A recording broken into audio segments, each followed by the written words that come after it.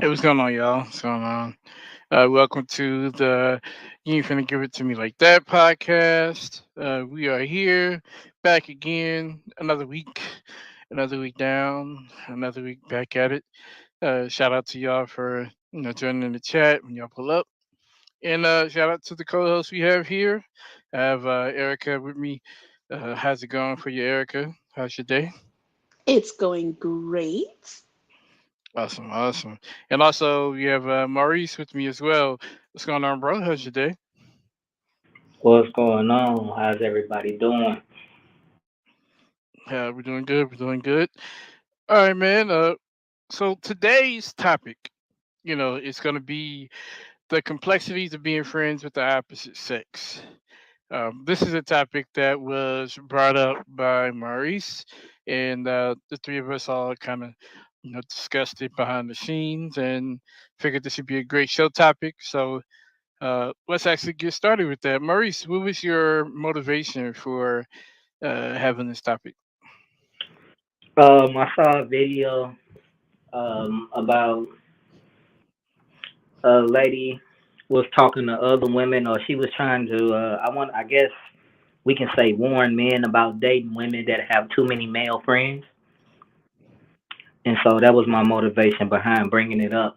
And then I had to pretty much take a look at my own life and think about all the discussions I've had with, what I'm saying, my friends and family and things of that nature about this exact topic. And I was thinking to myself, it may be some truth to that.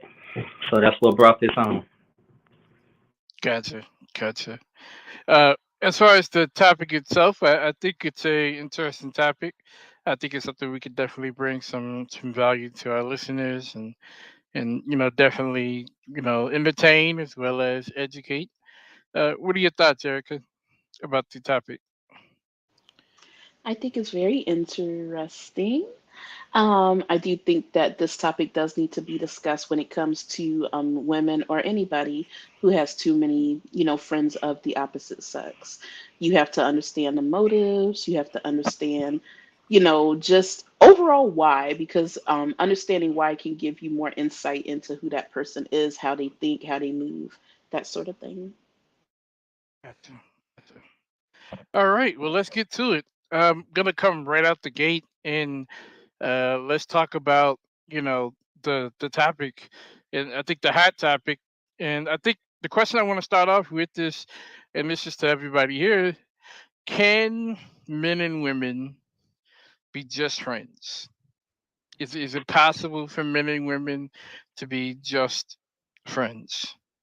I mean, in the grand scheme of things, I say yes, but in the same breath, I say it's just like the topic, just like the show topic says, it's very complex. But in the same breath, yeah, it can be done. It can happen for sure, and I'm sure it happens all the time. Gotcha, gotcha. Erica, what are your thoughts? Yes, I feel like you are able to have friends of the opposite sex.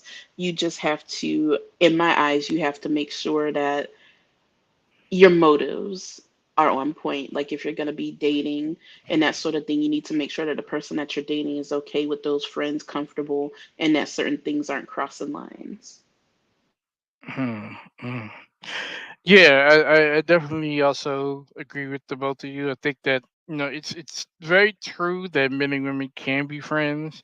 I know that's one of the within our society, that's one of the things that go on that basically states that men and women you know can't be friends. I think it can work. It's just that both parties have to be on the same page. I think that's what really makes it work.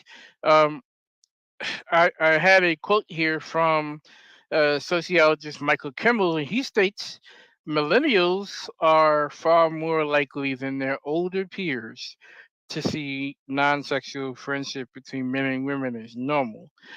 What do you guys think about that compared to, let's say, the baby boomers in previous generations? Do you think that we now have uh, more likely see opposite sex friendships as a normal thing within our society compared to those who came before us? You know, now I think about it, if you if you really examine, like, if I was able to examine my father and aunts and uncles, now I think about it, I really didn't see any of those people having friends of the opposite sex, really. And if they did, they were saying that they were friends, but they were a little bit more. If we, get what I'm saying. I've never known my dad to have women friends like, and then it's crazy because the women that would be like his friends, he's been to the mountaintop with them, if you know what I mean.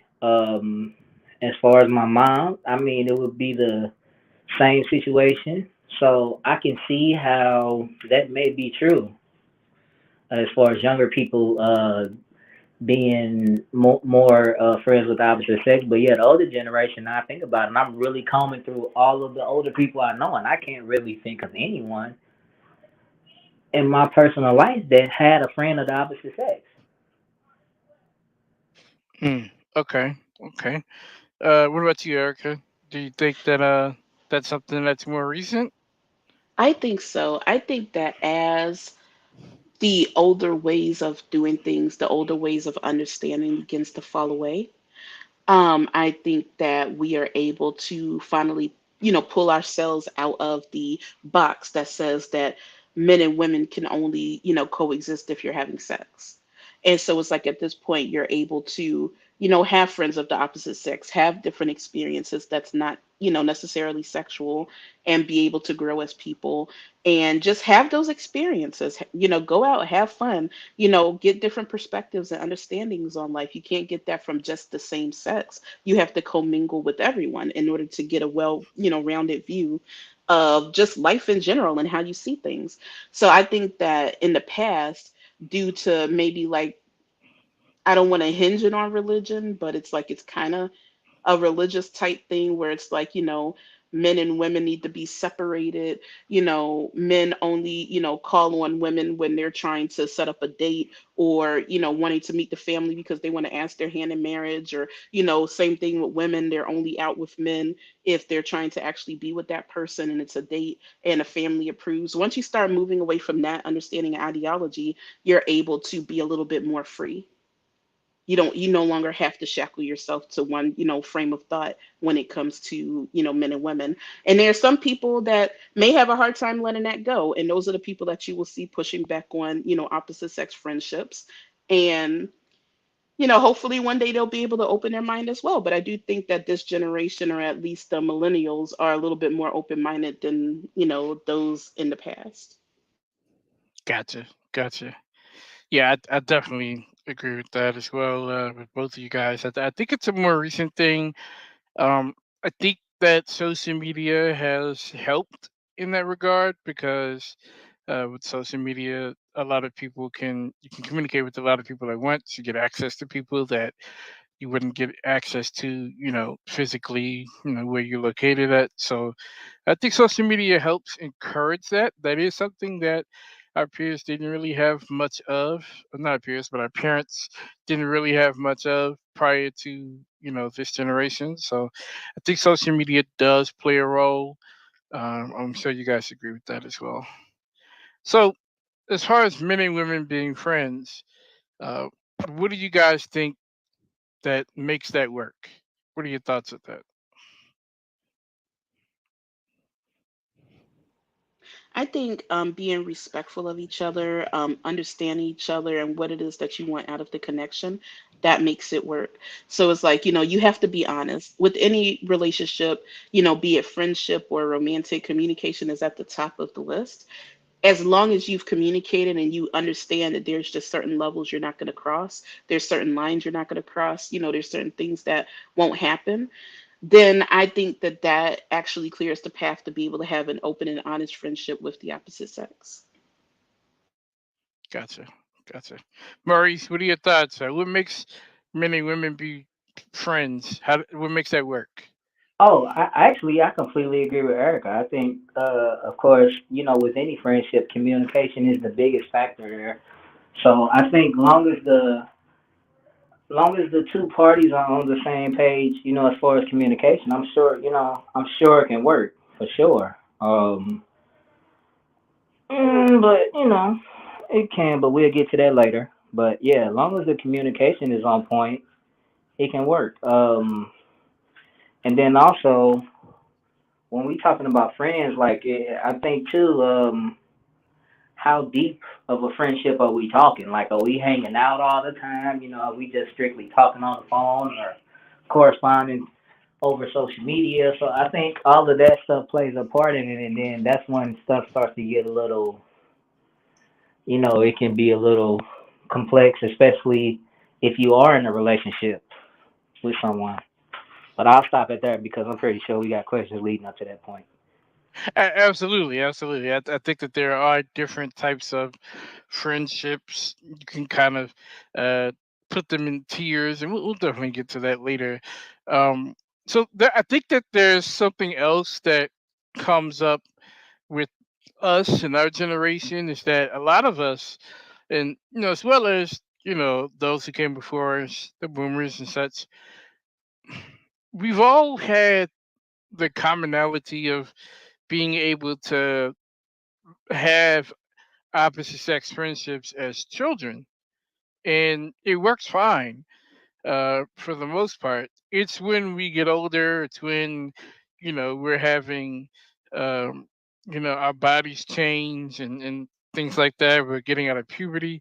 That's where that kind of shift happens, and that's where you see more of boys and girls leaning towards same-sex relationships because now they can connect on that level because of puberty, the puberty growth, and making what used to be something normal and quite common as maybe a little bit weird. What do you guys think about that?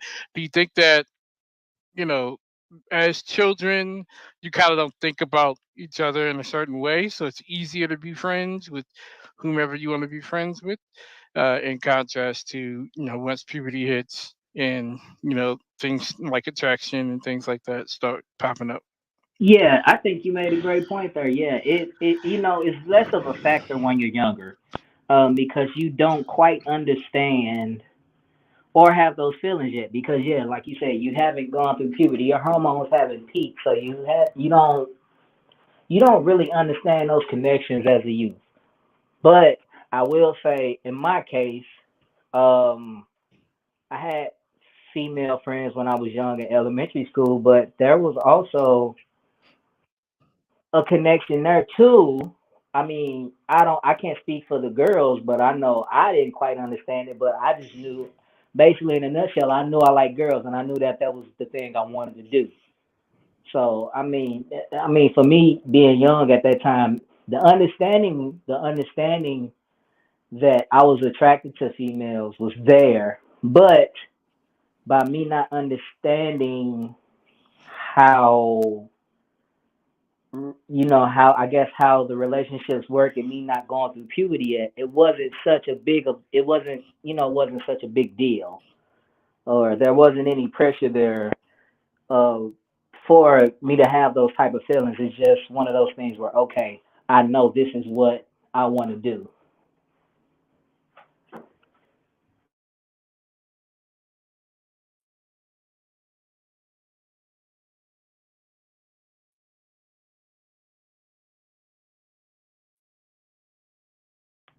Oh, I was done.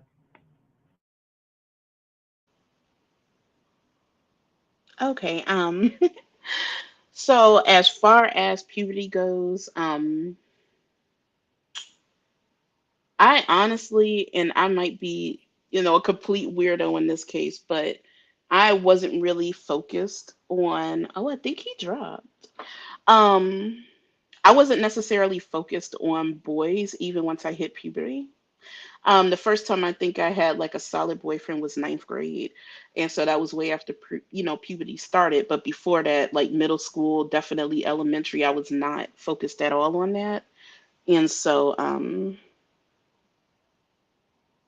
yeah, I'm not. I don't know. And it's like my boyfriend in high school in ninth grade, we started off being together like romantically. It wasn't a friendship, but I did have a lot of male friends even back in middle school, high school, that time frame, I did have a lot of platonic male friends. And I think he's having computer issues. You So, want to take over?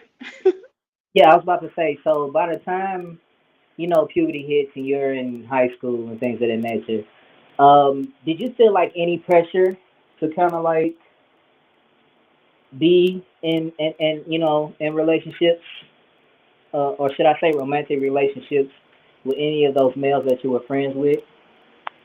No, absolutely not. It was always platonic. It was always like, we'd study together in a library, we, exchange notes and whatnot, but I wasn't, sexually active in school, and neither were any of the friends that I had. There was definitely people in the school that was doing that, but I didn't run in those circles at all.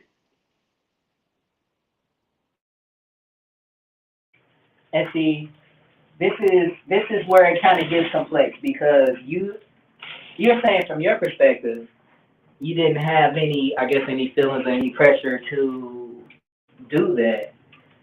But me being a male, and me, corresponding with males because that's what makes up the bulk of my friends.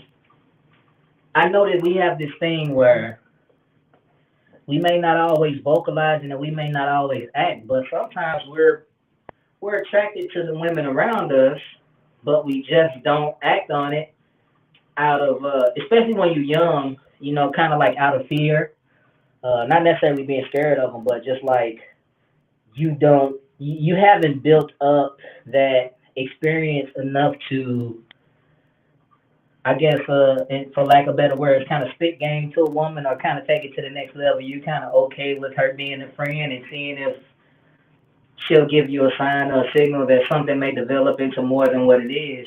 So that kind of thing does happen, and that is a thing. So, like, what are your thoughts on that? Do you feel like you've been in that situation? When you were younger. I mean, we're gonna get to when you were older, but do you feel like you've been in that situation before? Honestly, no. No. It's like, okay, so if they were kind of like interested in more, they definitely, it didn't come across like that at all. It was always strictly platonic friends. And my understanding of having, friends of the opposite sex was actually formed during those years. So as I get older, it's like when I hear people say, "Oh, you can't be, friends with the opposite sex without having to sleep with them." That's why it baffles and confuses me, because I've never been in that situation where I felt like I had to have sex with every single, male friend, or most of the male friends, or any of them for that matter. Well, no, no, no, no. I want to clarify that. I didn't mean you necessarily have to have sex, but I'm just saying like that feeling, that attraction is there. Cause I don't want it to be a thing where it's like, okay, yeah, we just have to have sex. Like, no, that's not what I mean. Because there are definitely situations where you do feel attraction to somebody, but that type of thing is not going on right now. And then, regardless of what people think, in high school, some people are having intercourse, but for the most part, no, not really. It's just you get those feelings and you want to do that because your hormones are raising, but that's not necessarily the case for everybody. And you Right. know what I'm saying? So I just want to make sure I clarify that. I didn't mean that you necessarily had to be having sex. Right. I mean, even in high school with my boyfriend, that I had all the way through from ninth grade through 12th grade, a little bit after 12th grade, we definitely wanted to have sex. We definitely talked about it a lot, but we never did. We actually never had sex. I didn't lose my virginity until I was 19, and that was after he and I broke up. And that was with the person that I ended up, remaining with from like age 18, 19-ish, all the way through like 18 years, basically. Like it was an 18-year relationship. So yeah, I don't know. I guess in these topics, I tend to not, like, I want to have a lot of input, but then at the same time, I don't really necessarily know how to attack it because it's so out of the realm of how I think and just my experiences overall.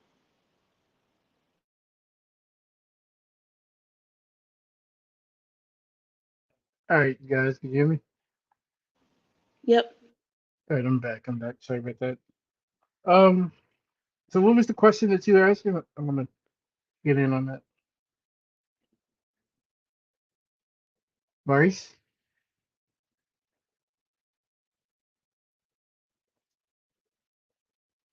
Erica, what was the question he was asking about the sex? We were just talking about puberty and how, just your, I guess, your experience with, friends of the opposite sex and being attracted to them, and you know basically your experiences with that.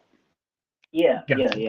That was the thing. I tried to unmute my mic, but my hand was wet, so it didn't let me do it. But no, I was saying my question to her was like, did she feel any pressure at any point while she was like in high school, when the hormones and stuff starts raging? Did she feel any pressure or feelings about those quote unquote platonic friends that she had? Did she feel like she needed to, I guess, date them, or did she feel any attraction towards any of them at any point? And she basically said no. Yeah, when I was younger in elementary school, and I would say even middle school, um, I wasn't necessarily like looking for anyone, checking for anyone. I was kind of like focused on being a kid and just learning, and I made friends, both same sex, opposite sex, both men and women, but um, it wasn't like there was like anything further. It wasn't like there was any attraction. That for me didn't come until high school. That's where you start seeing, and then it also, it, I think that's also based upon your region and how, the school you go to may produce a certain type of student. So in my case, a lot of uh, there were opportunities with students who showed up who were still able to come to school, but maybe some of the women were pregnant. Sometimes they tried bringing their children with them. So it definitely brought a different perspective, but I think the attraction came in once I hit puberty to the opposite sex. Was I still friends with some? Absolutely. Did I want to do anything with them or hook up with them? No. So it's possible to be friends. I just think that um, the for both parties, like you guys said, communication has to be key, and making sure that you you value and show up for the friendship, and that you both kind of see things the same way as far as the connection. But I do think that the puberty factor does come into play. Um, there were at times people who were there were women at times who were interested in me, but because I was so young at the time, still in middle school or just getting to high school, like it didn't kick in yet. So it wasn't something that I was, still focused on. I was kind of still in that, we call it the cooties era. So I was still in that mindset, but that changed once puberty hit. I have another uh, statement here. This is by Christy Brown. She's an associate professor of Hold on, wait, developmental. wait, before you go there, I kind of want to have a chance to answer my own question myself. Oh, okay. Yeah, go ahead. Sorry about All right, so I guess my take is gonna be a bit different from both of you all, and I gotta keep it. I gotta be me, man. Listen here, I'm gonna be honest. Um, a lot of the female friends I had in school, um, I think just by nature of me being at the time, um, I want to say from 12 on up to, what I'm saying, into high school, by me kind of being so inexperienced. I mean, of course, I had girlfriends in between that time, but I'm just speaking strictly from a perspective of friendships. I'm going to be honest. Most of the women that I was friends with at that time back then, I would have done something with them if the opportunity presented itself. That's the key. By me being so inexperienced, I didn't, how can I say this? I didn't know how to close a deal with confidence and let her know that I probably was interested. So I was fine playing that friend role of being a friend unless she gave me a telltale sign to let me know that, hey, I would like to go further with you as far as either being in a relationship or some type of action. So yeah, I think my take is a little bit different because I think for the most part, yeah, majority of them, yeah, I would have done something if the opportunity would have presented itself. So, but I just would, kept it respectful and just kept it on a friendship level, unless I was given a certain signal to say, okay, I want to go further. Yeah, I think the signal thing is important, but in my case, because even in high school, even in middle school, and then of course in college, I'm sure I was given signals, but I wasn't checking. Like, even in college, like, sure, there are women who are attractive, but it was like I wasn't really like pursuing. And, I probably missed a lot of uh, context clues and things like that just So because. I'm sorry, good. now I was gonna ask you. So basically, um, you, I don't know if you were doing it purposely or not, but like, are you like kind of saying like you have trouble reading the room, or are you just so focused on school or whatever you were doing that you just weren't thinking like that? So I like to think that I was focused on school because, like, I genuinely was. But is it possible that I didn't read the room well? Possibly. I'm not going to leave that off the table. It's possible that I could have not read the room well. Um, there's been I know that for a fact there have been times where I've gotten compliments, or like when I was in middle school and got grabbed up and everything, and it's like I just wasn't, you know, focused on that. I was focused on, okay, I gotta walk to school, I gotta hightail my ass to school, and not, entertain, these people here. So my focus was, you know, trying to focus on school. But I'm not saying that there weren't women who tried to either send a signal or make an attempt. Yeah, because like that, those feelings that start to develop once you start hitting puberty, that is your most of the time for everybody. That's gonna be your ground zero. Is school, because this is Yeah, probably yeah, when you have the most social interaction. absolutely. Unless it's summertime and you're out of school, and if you was anything like me, you was out in the streets, running the streets, messing with girls and you know what I'm saying, doing different things of that nature. But for most of us, I'm gonna go ahead and go out on a limb and say, yeah, your ground zero is gonna be school. So, um, in between classes, lunchtime, you got a little crush or a few girls you wanna talk to, you perusing the hallways looking for them, trying to get in, what I'm saying, trying to get in that social circle type of deal. Yeah, yeah, definitely.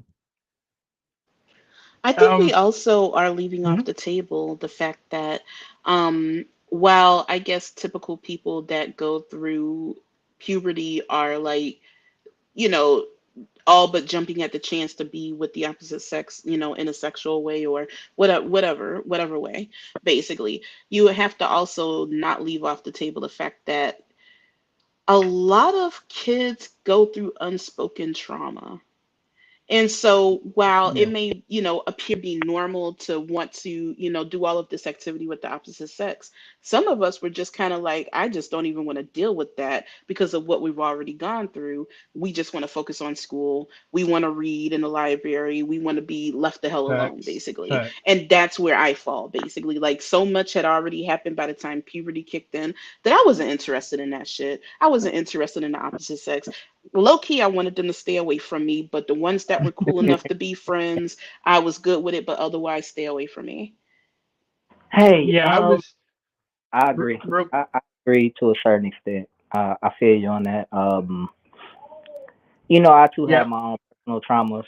Um, yeah, but me personally, I can't speak for everybody. I can only speak for myself, and I know for a fact that my traumas and what I went through with women at the time, um, I won't go into detail, but they were horrible. But I will say this: I don't feel like it affected my life even up to this point to make me feel any type of way towards women. I only have those, I guess, those ill feelings toward those two particular women that I had those situations with. But other than that, I feel like it didn't affect me at all. But that's just me. I can't speak for everybody. That's just me. So I will say that on my behalf. It definitely Uh, had a huge effect on me as a kid all the way through to adulthood, even now, how I operate with men, and just certain things that I won't go for, basically. And it's also why, I can go such a long time, on the celibacy train. It's like there's just certain things I'm just not interested in doing, unless I really feel comfortable with that person. It has to be a serious comfort for me to look at you in that way. I'm not going to just be like, oh, well, obviously I have eyes. I could look at somebody and be like, oh, he's attractive. But that doesn't mean that I want to have sex with you. I don't know you. I don't know what your character is. I don't know how you treat women. I don't know how you really get down. And with the absence of that information, on top of, I don't know what your education level is. I don't know that even if you don't have a high education, can you carry a conversation? There's so much that goes into me wanting to have sex with somebody that it's like, when it comes to topics like this, it's like, it's almost like, I'm a woman. That's a man. We should be able to get jiggy with it. And that's just not where I am. That's just not, the energy that I entertain. Like you really have to, you have to, I hate to say it, but you have to check off a lot before I even think about entertaining you on that level. yeah. For me, I was that kid in the library. I spent a lot of time in the library, both elementary school and high school. In elementary school, playing around in that library is where I created like my love for just technology. I've already had it. I've already had that instinct to love to build things and fix things. And but going in the library and being able to get on those Apple, iMacs and uh, you know, create my first email. Like nobody had to show me how to do that. I instinctively, used Netscape and formed a Netscape email. Ask Jeeves was my Google. Like, so I spent a lot of time, you know, researching basically, whether it was researching things for class, researching things that books that I was reading, just spending time doing that, listening to music, listening to, whatever, I forgot what it was, but whatever, sites that had videos and things like that. That was what my focus was. So much that I began to learn how to hustle, music. I don't do it anymore, but back in middle school, I was the only kid who knew how to put music on a floppy disk, and I had a place and a way to add music to a floppy disk. So while I'm in class and we're using class computers and we're taking our test or whatever, I pop in my floppy disk and have my headphones and zone out. Uh, that carried even into high school, where the age of CDs and DVDs and things like that took place. But so yeah, being isolated and being in my own world, if you will, helped me, either put my focus on academics or miss those signs that, again, I wasn't really checking or looking for. Not to say that, like we said, you could see someone and say, okay, they're attractive, but it's like, I don't want anything from that person. I don't want to get with that person or hook up with that person because my focus is my own, life that I'm in, my own circle that I'm in. And trauma does play a role in that because, you know, that was that was the evolution of my um that was the evolution of my introvertedness because I wasn't always an introvert. That was something that had occurred at home. I was an extrovert when I was younger, but due to certain circumstances and life experiences, I became an introvert. So going to school, I still was an introvert. Did I have friends? Absolutely. But we didn't always talk. And there were days that would go by that we didn't always see each other. But I always have my introvertedness, and so I think that plays a role as well. It's wild that you said that, bro. I want to I want to give a quick shout out to all our libraries out there. And I'm being so sincere when I say this. If there are any kids that are listening to this at any point, go to your public libraries. Make it a thing, man. Have fun with your friends at libraries. Because it's funny you say all of that, Melvin. I feel like me and you had similar experiences as kids. I feel like the only thing about me, and this is no knock to you, but I feel like for me, I also had ulterior motives going to the library. I was into doing all the stuff you said. Like I was doing the stuff on the floppy disk, and I was the technology kid. I was good with all that stuff. But in the same breath, I had a group of friends, and I wasn't necessarily an introvert at the time. I'm more so of one now in my older age, but at the time, no. Um, and when I'm with the guys, we making we making time to go to the library, and it's two main reasons to go to the library. A, we're working on a school project, and then I'm gonna be honest too, is the girls was there. We knew the girls was there, so we were going there to work on our schoolwork, no doubt. But it was also a refreshing thing, and it was also something that kept us going, kept us interested in going because we knew the girls were there, and we wanted to sit at the table and talk to the girls, man. I be honest, man, we done got kicked out the library a few times, messing around, playing, what I'm saying, talking to the girls and that things of that nature. So I mean, we had similar experiences, but in the same breath, I guess I could say I had more of a social motivation to be there, and it wasn't Right, necessarily just working on schoolwork. You know what I mean? right, right.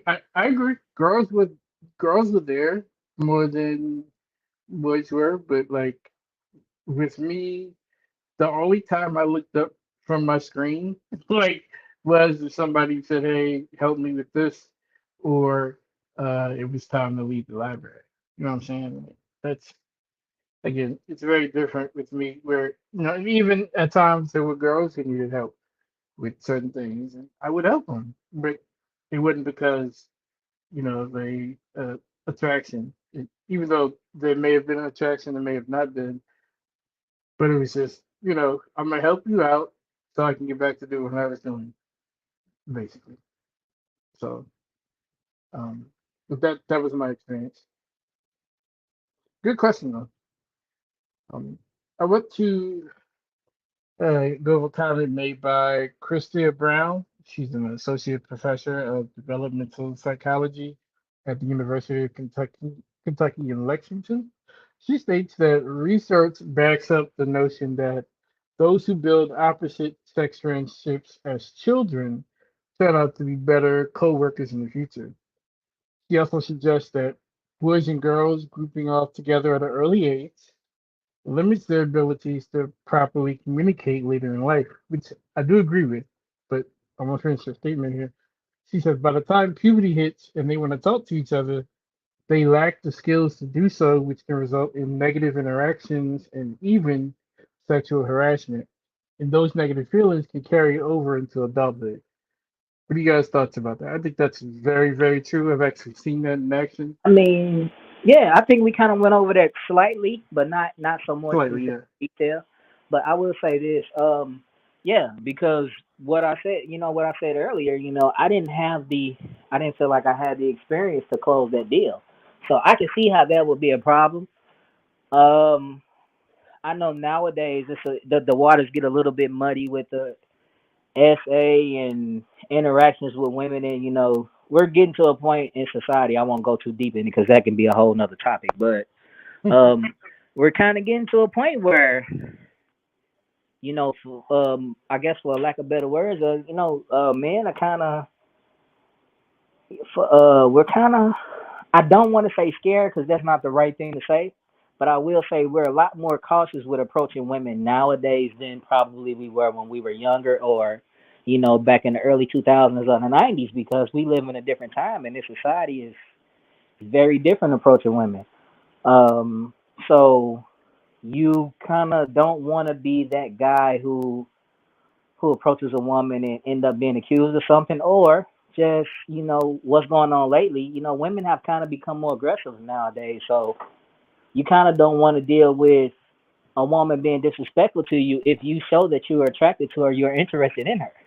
You know, so I think there's some validity to that statement that she made, the doctor made. Yeah, I think it's also both ways. I've seen men who, because they don't have a lot of interactions with women or, at the time girls, uh, when they try to communicate now with women, it's like they don't know necessarily how to approach them. You know, not realizing like simple things like hi, hello, how are you, like simple things that you would expect, someone could say, but for a lot of young boys who don't have that interaction because all they know is speaking with the boys, speaking with the homies, or their team if they play sports. That's all they know. So they don't have that the benefit of communicating with the opposite sex much at all. And that does lead to, in some cases, um, aggression because of their frustration that they end up taking it out on the very girl who may laugh at them because they don't know how to communicate a certain way. And so they end up taking it out on her or other women in general. And so I think that explains a lot of how some people are, you know, as adults, how certain people haven't had that interaction. I think that also the society shifted. I won't say that you know just because someone's aggressive doesn't mean that they don't know how to communicate. I just think that there are so many other factors that come into play, including their own like personal experiences at home that could prevent them from knowing how to communicate with the opposite sex. Uh, whatever traumas they would have went through, whether it was with that opposite sex or not. So there's a lot of factors that go into that. Erica, what are your thoughts about uh, what we said? I do believe that that has some ring of truth. I think that if you're not having interactions with the opposite sex early on, then it's possible that once you get older, you don't know how to talk to them. But you also have to take into consideration the people that do have conversations or relationships with the opposite sex early on. When they get, it's like, okay, so it's in my eyes, it's all about the quality of that connection. Hmm. Even when you're younger, it's about the quality of connection. So you can have all the experience in the world talking to women, but if you've been known to intimidate, if you've been known to like have this idea in your mind that you get what you want because you approached a girl, then she automatically has to deal with you or whatever. Mm, And let's say you're in that environment in school where it's like, well, I don't want to say no because if I say no, he might spread some rumors about me or, some other bad things will happen, then that person is used to getting their way. So when they become adults and they begin to get shut down, I think that's also where some of the rage comes from. Like, how dare you say no to uh, me? Basically, I'm used to getting what I want. I'm used to approaching women and, telling them exactly what they want to hear so that I can, move forward. It's like when you get into an energy like that, you haven't really matured in a sense. Your mindset is still because you're getting everything that you want when you're younger, your mindset kind of stays in youth. And so once you mm. actually get to a certain age and it doesn't fly anymore, then I think that's also where the rage comes out. But I do believe that healthy communication, healthy friendships that is, that's platonic can actually set you up for success in the future once you become an adult and you're able to communicate with people and be friends with people, be able to communicate with associates without trying to have sex or trying to shoot your shot or just overall being inappropriate. Gotcha. I think that's a valid point you make because you're right. There are some people who are used to having it their way. There are some people who are not used to hearing the word no, or that I'm not interested. And in society, a lot of times that's not even like supported. Like Nowadays we say no means no, but that's because that's been a social campaign that that's the case. But prior to that, there were times where a woman could say she's not interested, and the guy gets an attitude, or like you said, starts rumors and lies and things about her, and vice versa also with men as well. I think that's a interesting dynamic that by having plenty of communication with the intent to get your way, I think it could be definitely negative in the long run. Development there. All right, so I want to go over to the next question here. Um, do you guys think that people are naturally suspicious of their significant other that has friends of the opposite sex? And if so, would that be called jealousy?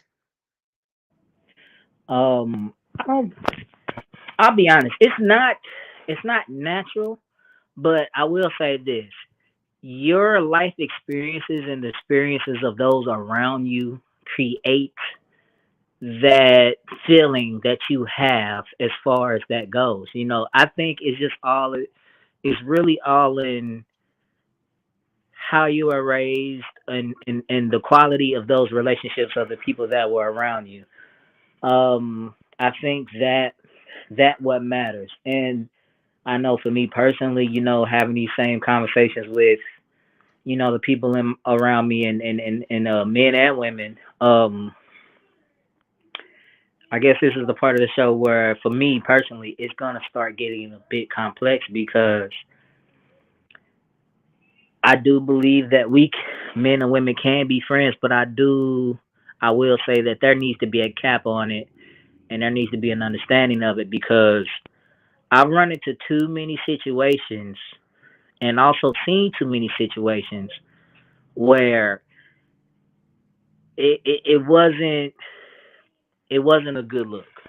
You can say that you're friends, but you're really not, or you've already had sex before, or you're currently having sex, or you could intend on doing that. It just depends on the situation. Of course, every situation is different, but I think far too many times I've personally seen too many situations where the water gets a little bit murky. So I won't say that it's a natural thing and it's a natural jealousy. I think that your experiences shape how you feel about those relationships, and Hmm. on that. Interesting. Erica, your thoughts? I don't think it's a natural jealousy either. However, I do think that it's a jealousy that may develop over time. And I'm going to be honest, it goes back to what I said, a few questions ago. It's all contingent on communication. If you know that the person that you're with has friends of the opposite sex, then it is up to that person with the friends of the opposite sex to make sure that they are comfortable, your mate is comfortable with those relationships, and make sure that you also make it very clear what the connection is and what it's not, basically. And also make sure that your friends understand what y'all's friendship is and what it's not, boundaries and, that sort of thing. So I do think that over time, without, clarity, without communication, things can actually begin to take a dive if there are certain things, situations, or maybe you're going out too much with your friend of the opposite sex going on and you haven't actually properly communicated about that. Gotcha. Gotcha. Let's see here. The next question I have here is, um, are men in heterosexual relationships more jealous of women with male friends, or are women in heterosexual relationships more jealous of men with women friends? Honestly, I think it goes both ways. I think it's Right. I think it's equally yoked in that respect.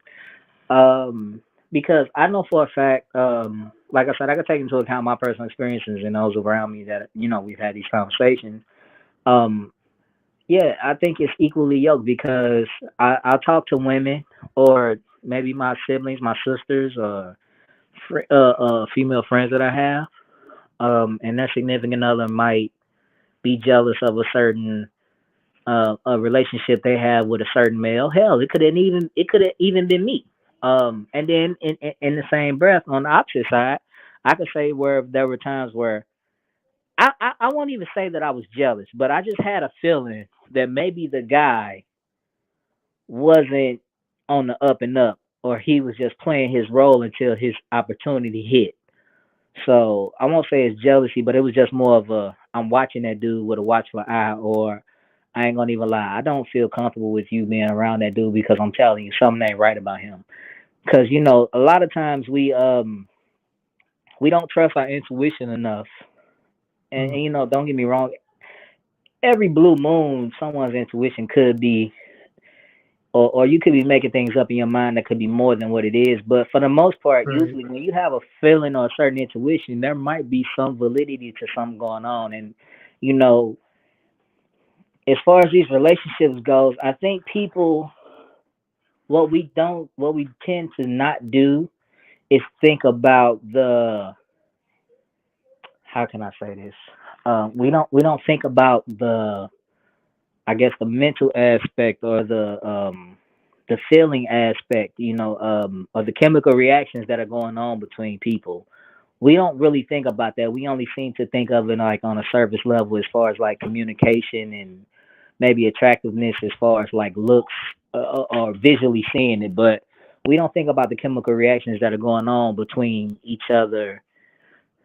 And me personally, I guess I'm weird, so I think about little stuff like that. And you can kind of feel it in the air when there's some type of tension or attraction between someone else, and you can see it, you can feel it, and it's like a lot of times, when you get that feeling and the intuition, you're not wrong.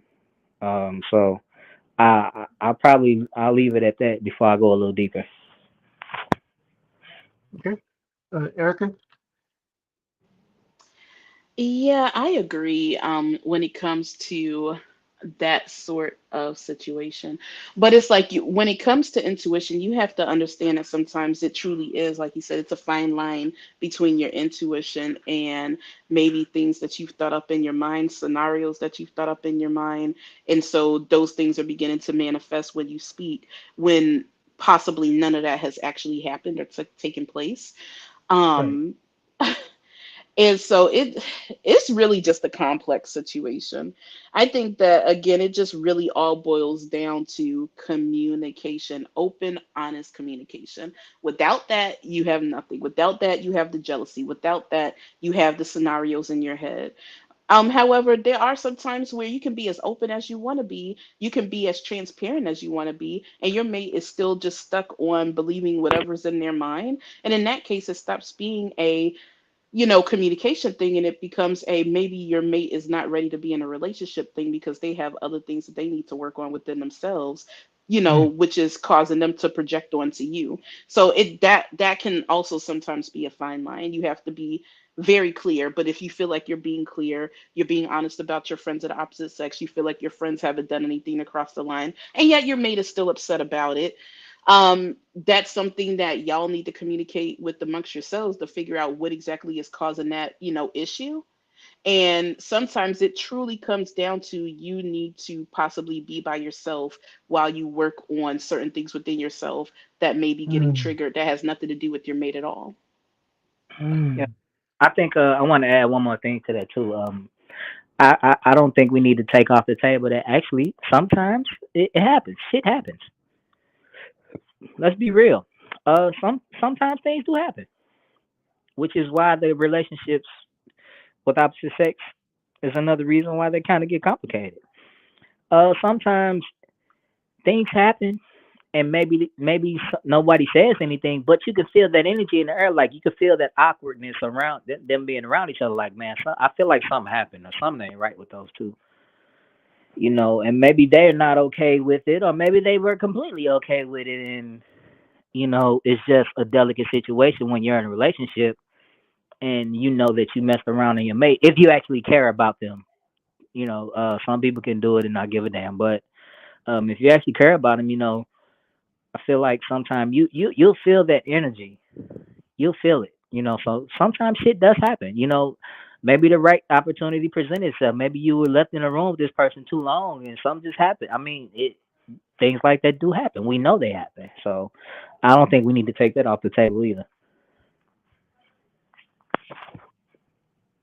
So I think the question we I want to ask here off the cuff is, what do you guys consider a healthy friendship? What does a healthy friendship with the opposite sex look like? Um, I think kind of what Erica was saying. A relationship with good communication. You're uh able to talk, and you're able to hang out, and you guys you guys damn near know everything about each other, and what I'm saying, y'all kind of rocking it out, and that's what y'all do. And then there's no weird feelings or weird energy around you two, and you guys just have that kind of chemistry. I think that's what a successful relationship is. Yeah, Erica, do you have any other comments, or do you agree with that? Yeah, I agree. Just being open and honest about the connection amongst each other. And I really don't have much to add on this. I really don't. Um, I really don't. Because it's like I feel like communication sums it up pretty much. Like it's like there's nothing else to necessarily say. Just be open, honest, and communication and boundaries. So as long as there's boundaries in the friendship, I think that could be very healthy. That's something that I have struggled with. There has definitely been times where I've had friends that I didn't necessarily put enough boundaries up with clearly, and it, caused issues. But as long as you have boundaries and you understand that single friendship is different than when, one or either of you get in a relationship, then I think it's fine. So, do Yep. you think that the biggest issue with not just friendships of the opposite sex, but friendships in general, and let's even go into relationships? Do you think that the biggest issue across the board is, not clear communication? Yes. I feel like people would like to believe that they're being honest with each other, but you're not really communicating. And just talk, just communicate. If you can't communicate with the person, then why are you friends with them? Why are you in a relationship with them? If you can't be open and honest about basically everything, then what's the point? What's the purpose? And I think that people tend to convolute the situations and convolute relationships, and go into all of these extra little scenarios and whatnot when you really break it all the way down, the problem is you didn't communicate. And so it's like, I tend to not necessarily want to, kind of bicker over topics. I don't, necessarily want to go into different little scenarios. I like to get down to what is the underlying, universal situation that you can really go into that will make sure that whatever it is that you're talking about in the topic space doesn't happen, or that it goes a little bit more smoothly. And more times than not, it's communication issues. Mm. You agree with that, Maurice? Yeah, I mean, to a certain extent. I mean, communication plays a huge role in all relationships, but at the end of the day, it's not the end all be all of everything either. There are other factors in relationships other than just straight out communication, because all of us on this podcast know for a fact that even communication can get murky, because you can say something but not really mean it.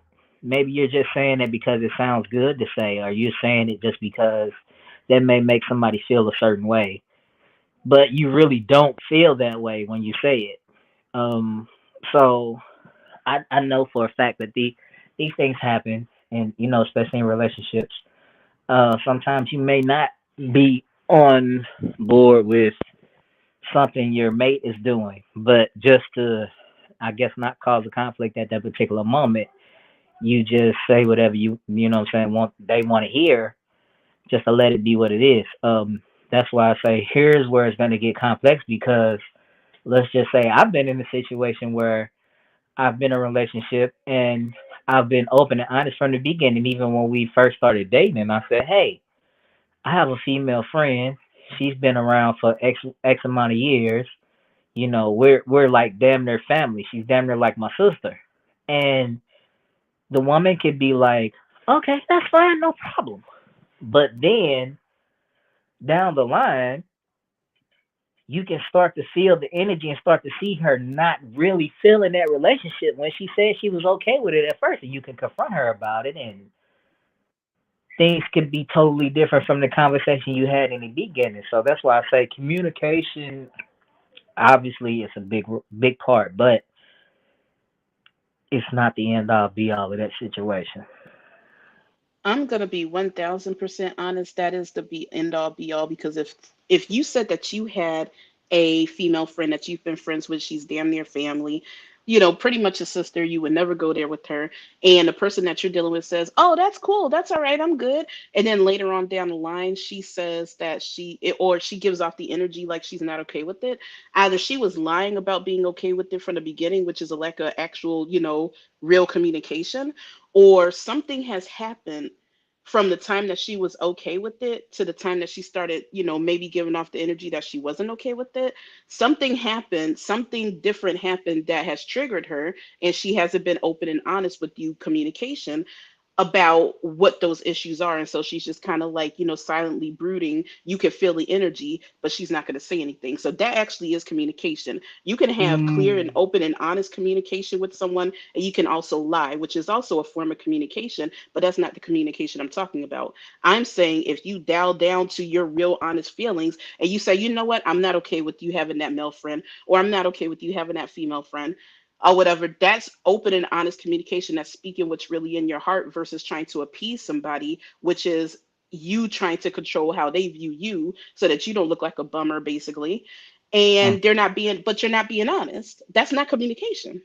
agree, right, agree. I right. definitely agree with that for sure, 100%.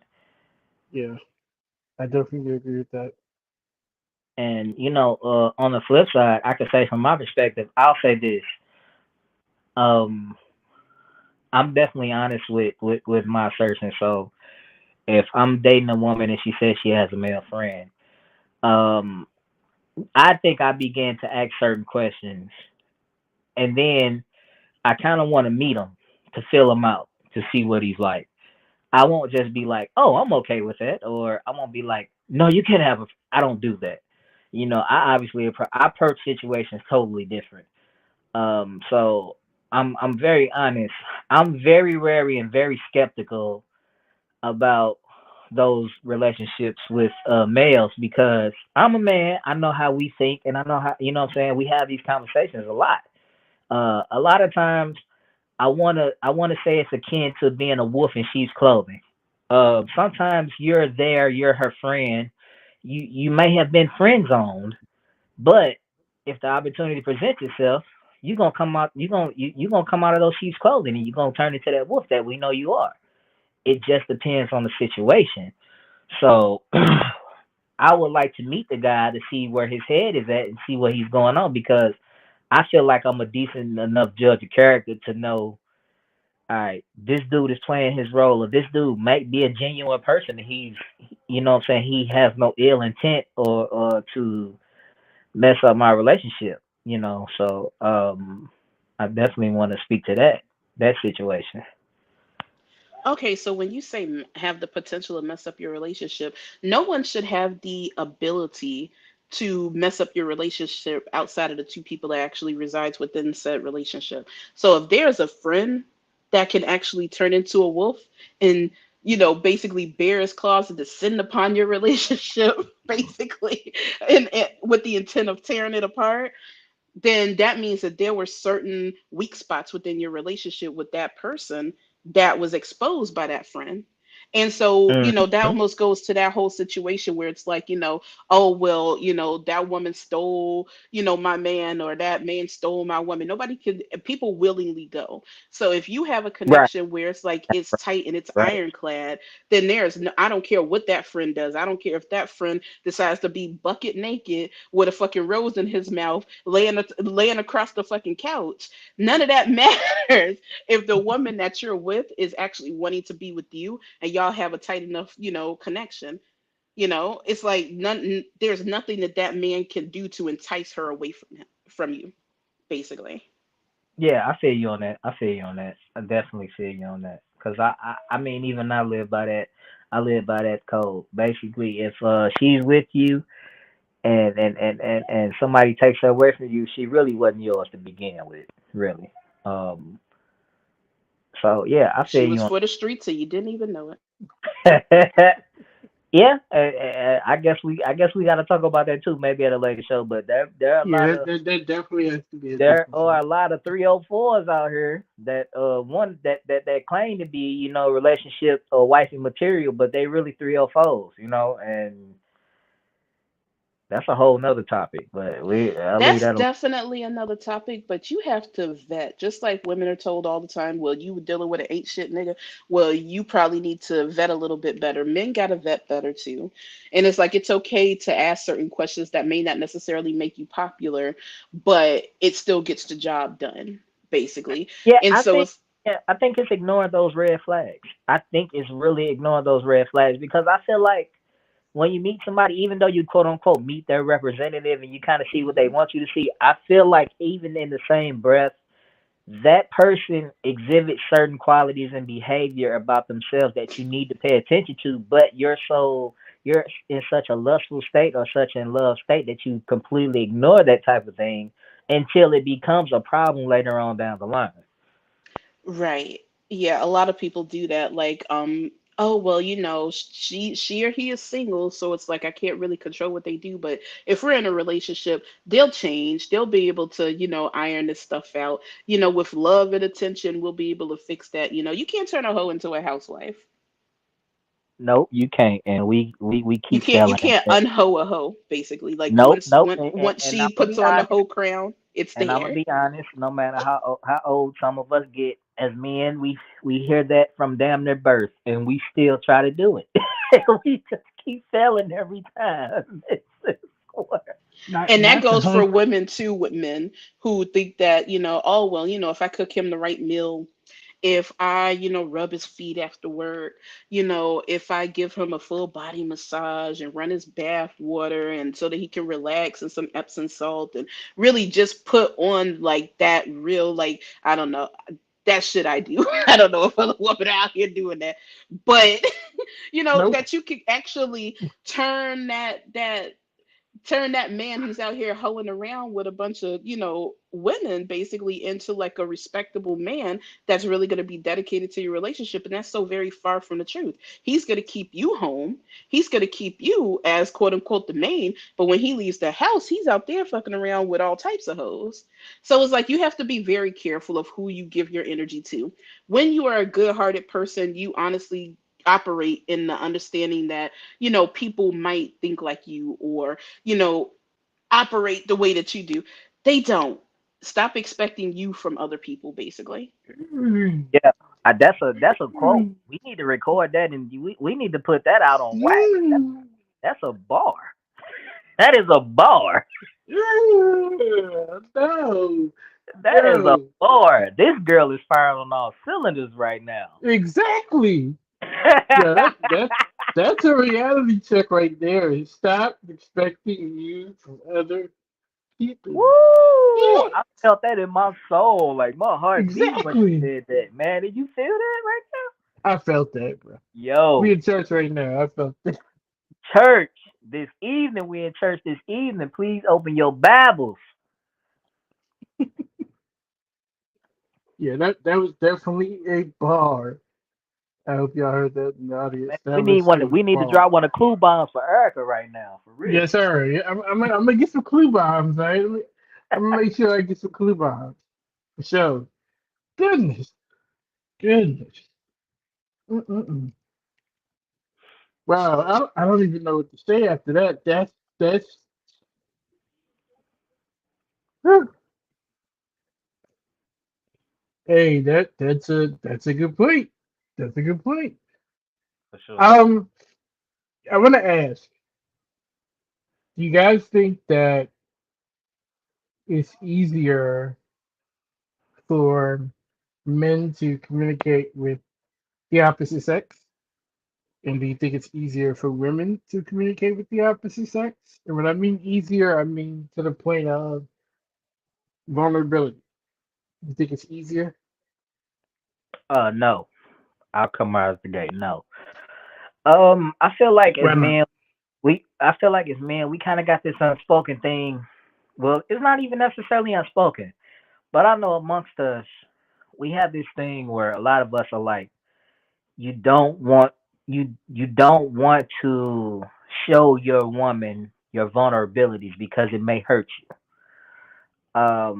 And it's kind of like a double-edged sword because you'll have a conversation with your woman and she'll be like, "Oh, you need to be more vulnerable, or you need to be more this, that, and the other."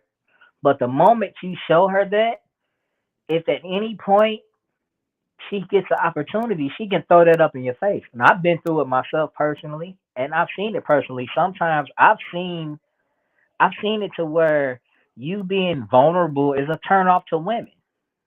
It's weird how Mm, that works. Like they may say that they want you to be vulnerable, but the moment you do it, it's like, oh, it's a turn off. He's not, you know what I'm saying? He's soft. I've seen emotion from him. So I think when we have experiences or we have moments of vulnerability, even though you with the homies, I know for a fact that the homies understand you more than a woman would. Even if they may laugh a little bit, but they have your back, I feel like a whole lot more than a woman would because it's been my personal experiences. When you show a woman your vulnerability, I feel like the relationship changes at that moment that she sees you being vulnerable.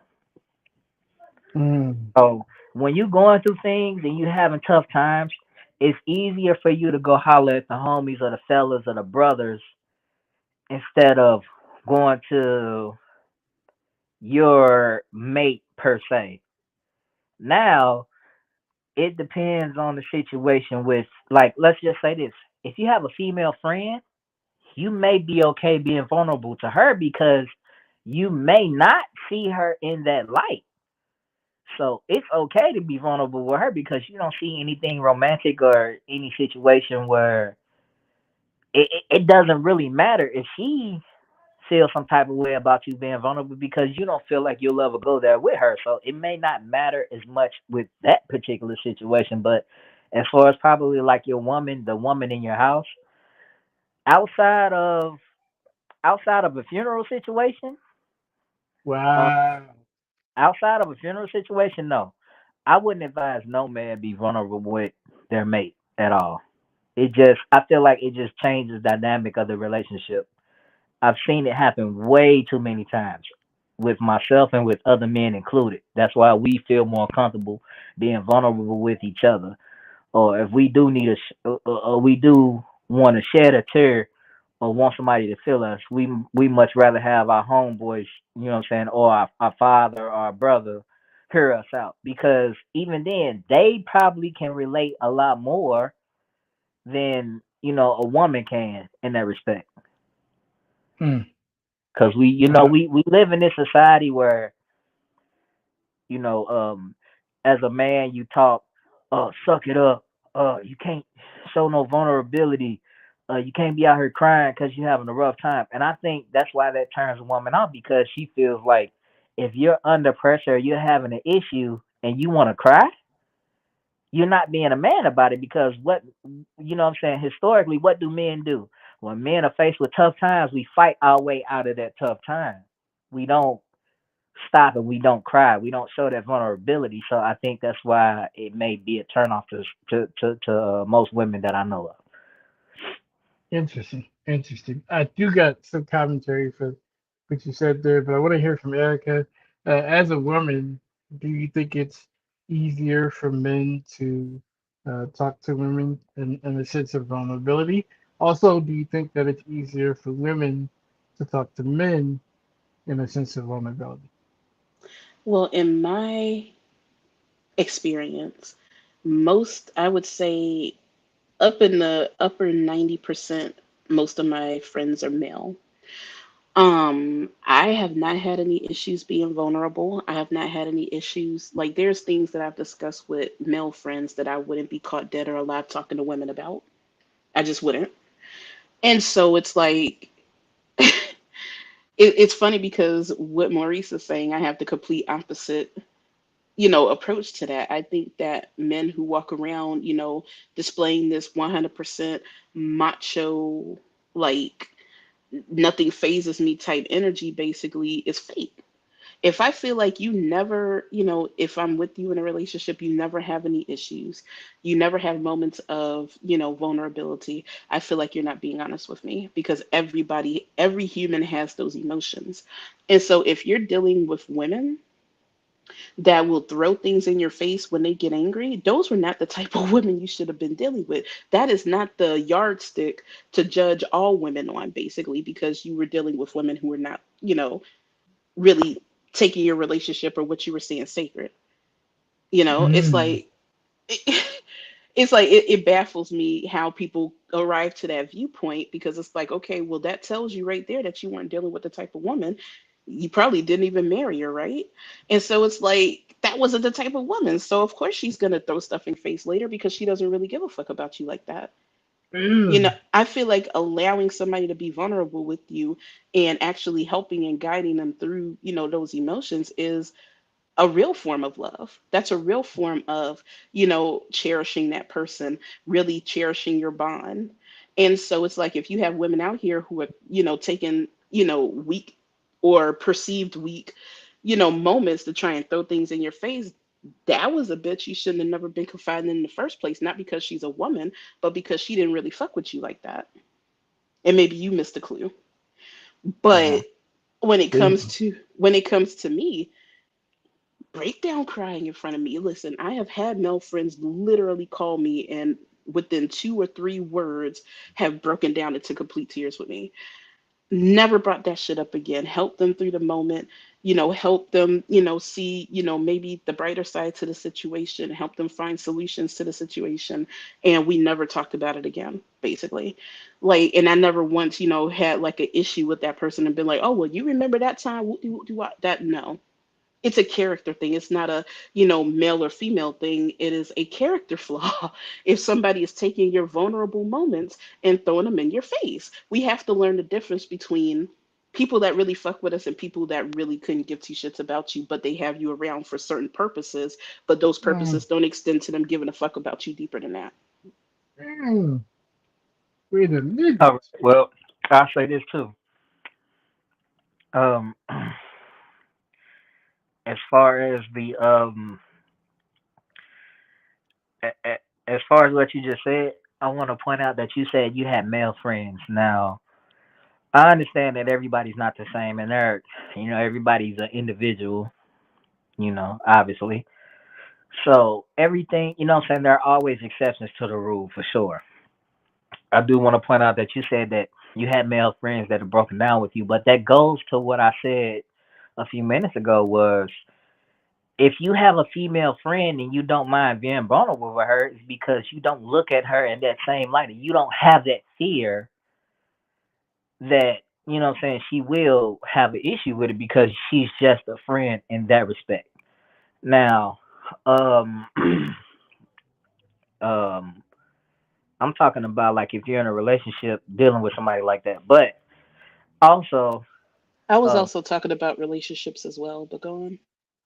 okay, Mel, you also said about females talking to men. Now, I feel like I think we can all attest to it. It's way easier for a female to talk to a man or break down or have emotional moments because honestly, we expect that and we're okay with that because, to be honest, that's a part of being a man is you being a knight in shining armor to your woman or your female friend or whatever. You taking care of that situation. If you can be that shoulder to cry on or you can help her through anything. Like I feel like that is more normal than a man breaking down. Of course, men break down. We do have our moments. All of us do. I don't care how tough you are. You have your moments. But it's within this society, it's way more acceptable for a female to have those emotional moments than men. And that's like, whether you want to call it a double standard or not, that's something that we all know is a fact. Nobody bats an eye, thinks twice about a woman having an emotional moment. It's kind of like we expect that to happen. But So is that not still hanging on to toxic societal norms where like it continues to keep us, pretty much apart, where we have these, assumptions about each other, but who's that?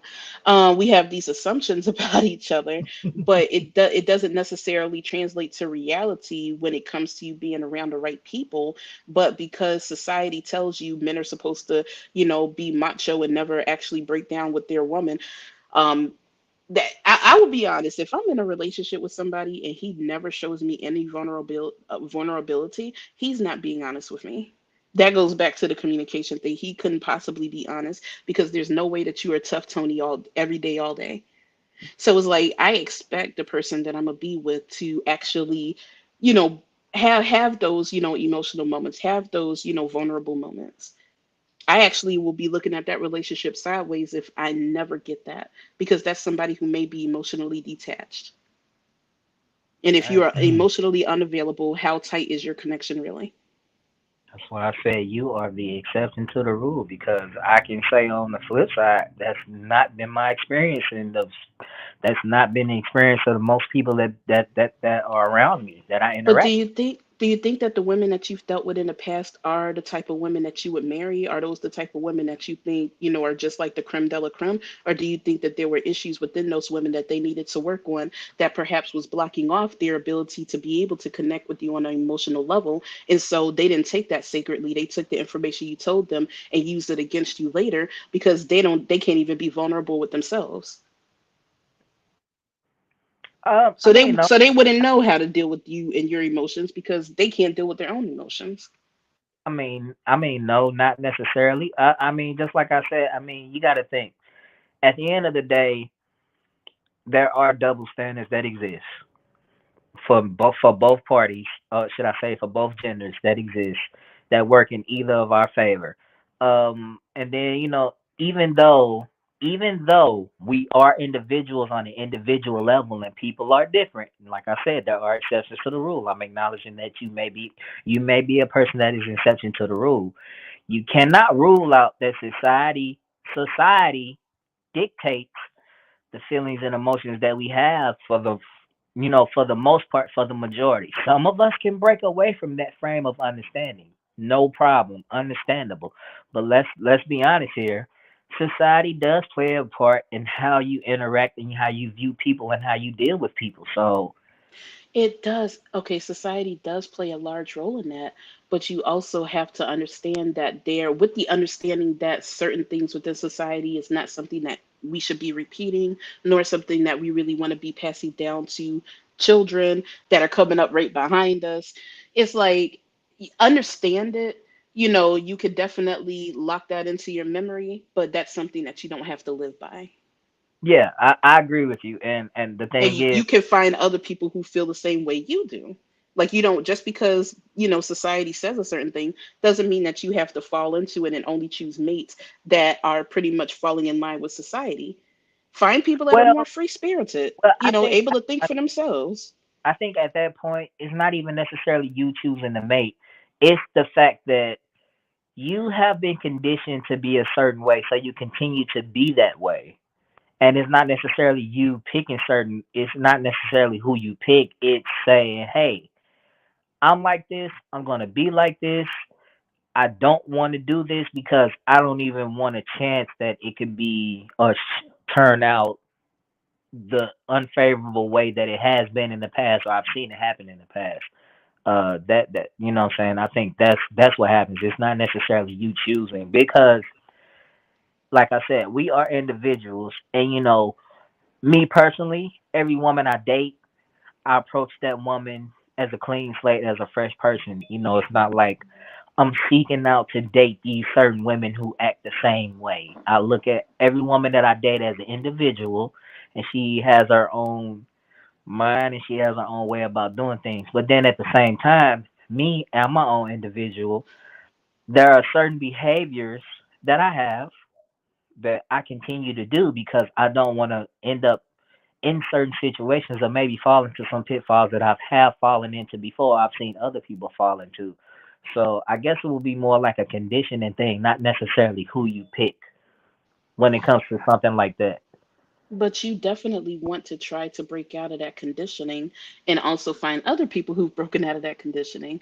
I would like to think that, I mean, I'm not going to say I'm 100%, free of societal, bullshit that has been inculcated into me since I was born. But I like to think that I've done a, pretty decent job unlearning a lot of the toxicity that, stands between, me and healthy relationships, right? Relationships, friendships, relationships, romantic.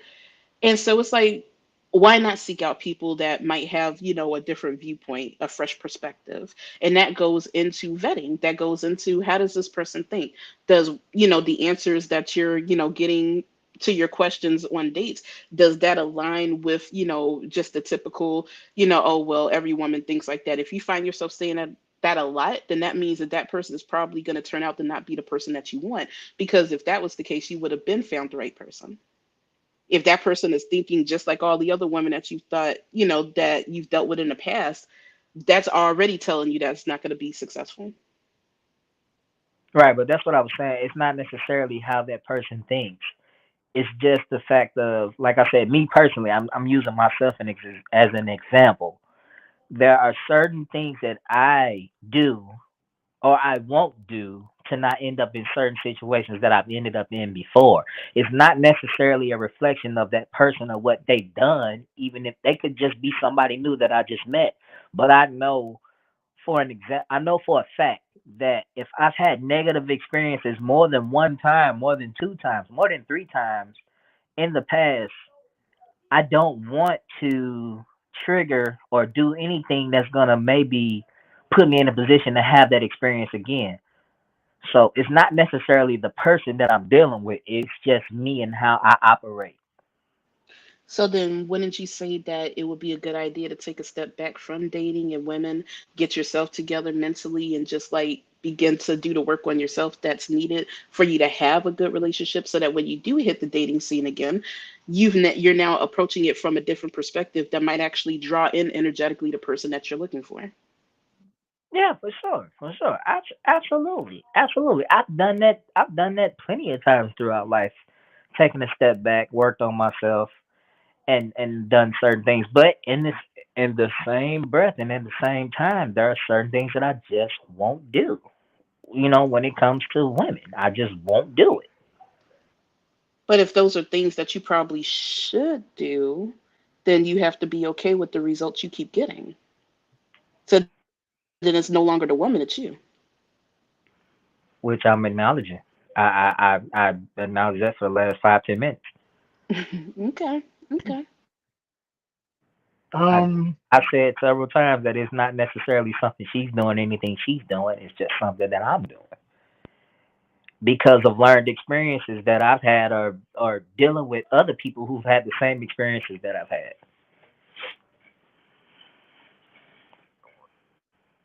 But go ahead, Melvin. I thought you was about to say something. yeah.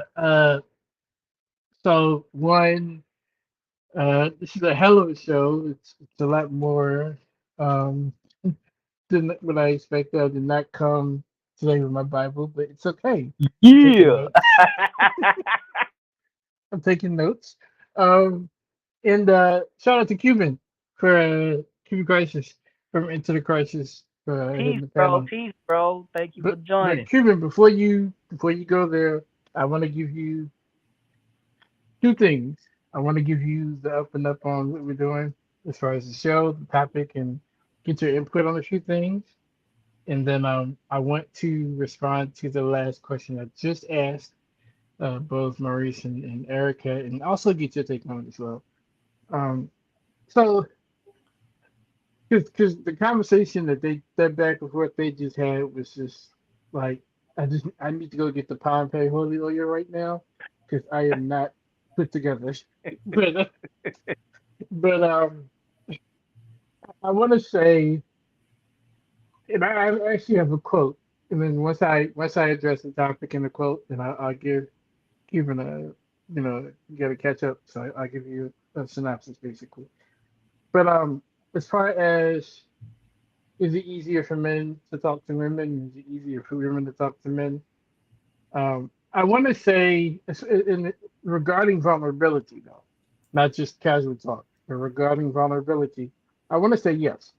And um, I do know that Erica is she's a unicorn when it comes to, a lot of people being able to do that.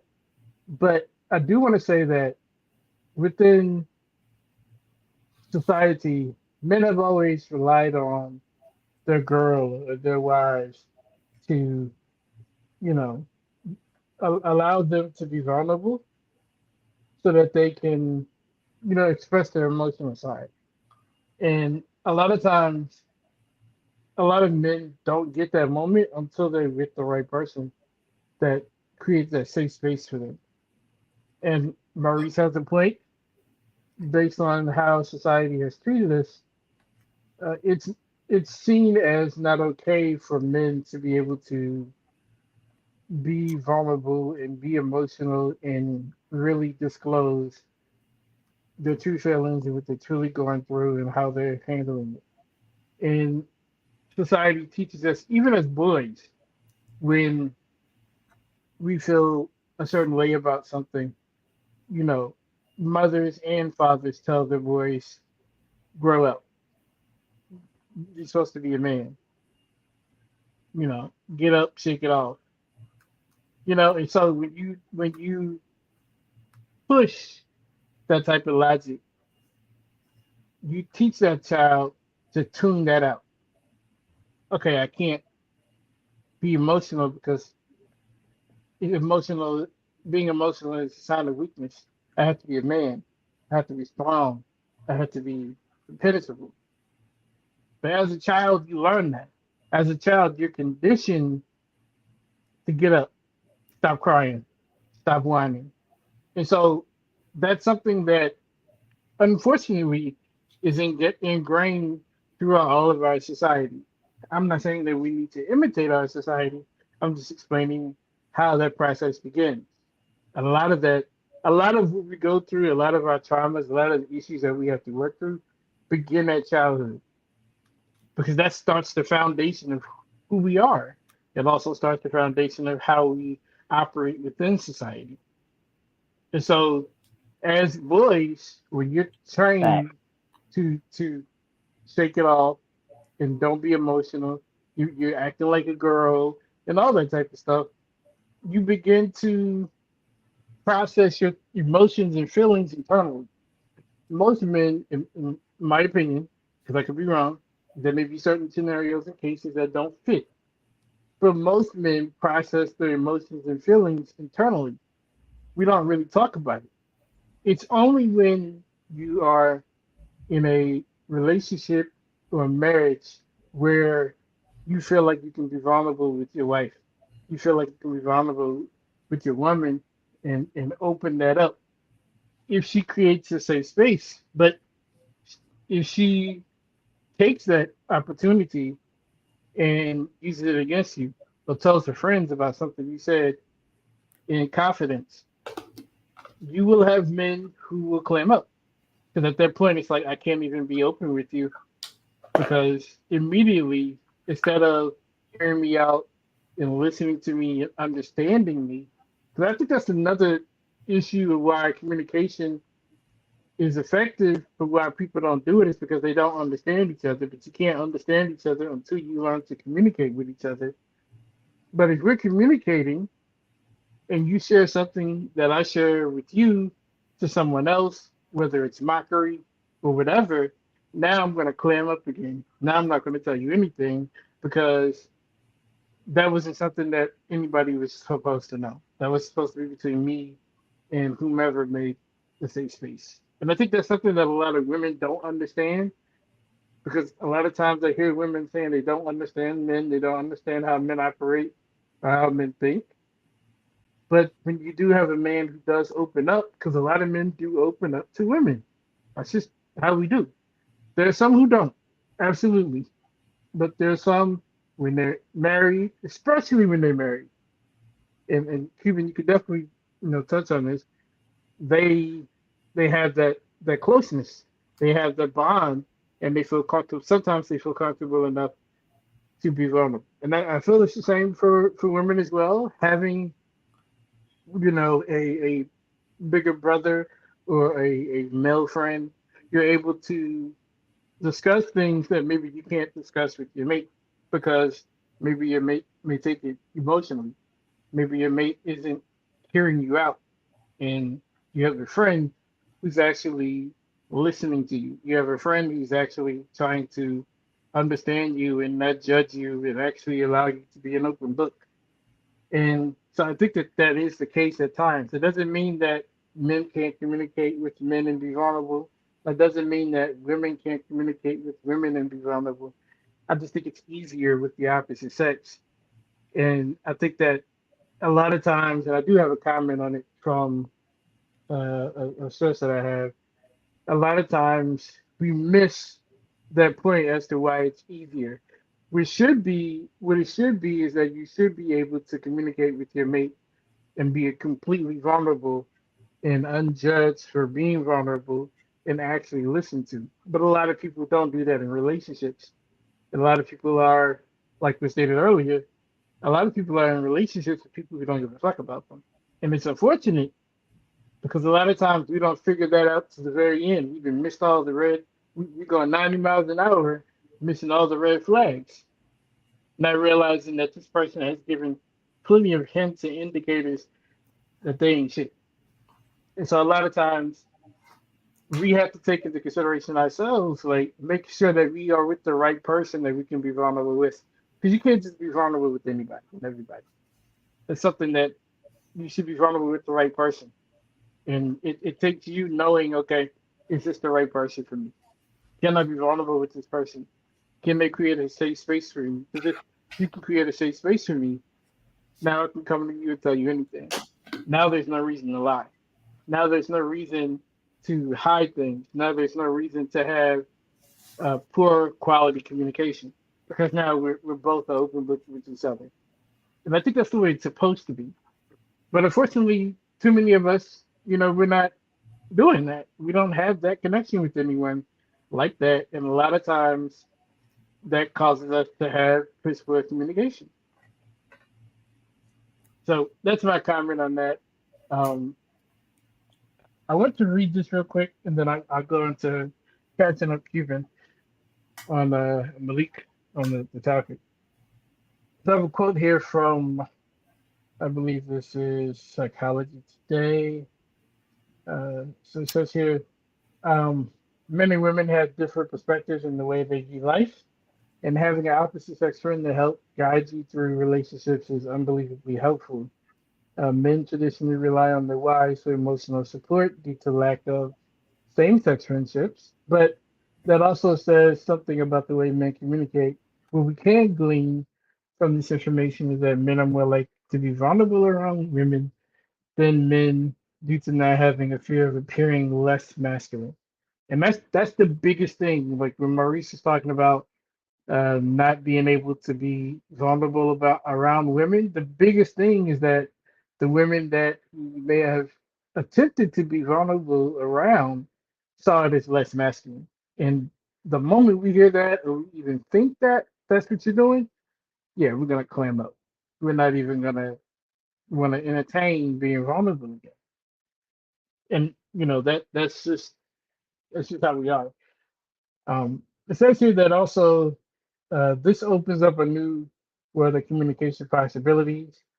Women and men both trust the opposite sex when it comes to relationship issues, and men are seen as more trustworthy when it comes to boyfriend problems, and women are frequently better at getting into the heads of men. So that's from Psychology Today. Um, so welcome, Cuban Malik. The topic today is the complexities of being friends with the opposite sex. And basically, we were just kind of going, within this topic, uh, you know, can, men and women just be friends? Um, or is it something that, makes her jealous of if you have an opposite sex friend? What healthy friendships look like and things like that. What is your thoughts as far as um, being friends with the opposite sex? Do you think that it's possible? Do you think that men and women can just be friends? And if you do think so, uh, what makes that work? If you don't think that it's possible, why not? Uh, well, hello to everybody out there on the panel. Uh, Yeah, yeah, so Maurice, Erica, Mel, how What's up, brother? What's up? was good? so Hey. So, do you guys want the nice guy or the scumbag? what? Both of them. Both of them. Give us, man, your unfiltered opinion on everything, bro. We want to hear it, cause like when you came in here, me and Erica were having like a little, what I'm saying. I don't want to say back and forth, but we were having, what I'm saying, a conversation. I'm saying, just our opinions on this situation. So I mean, it helps if you're just completely honest about how you feel about it. So good guy, scumbag, give it all to us. All right. So, some of this perhaps could be cultural, and that doesn't necessarily mean it's correct. You know, some things we do is entirely cultural, right? But there's a history to the culture that we all have like kind of adopted, right? So,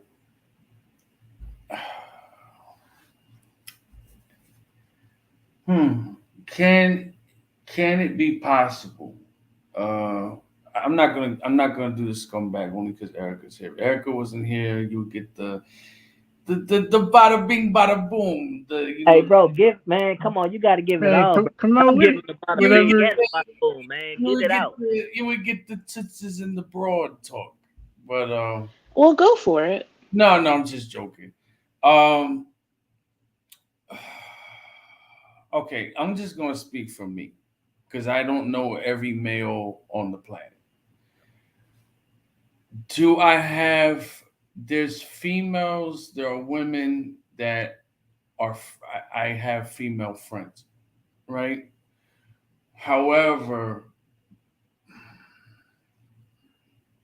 I mean, one of the reasons is because of where I currently live. Like I live in West Bubblefuck. So if I was up north and I was single, I would more than highly likely be hanging out with a female, right?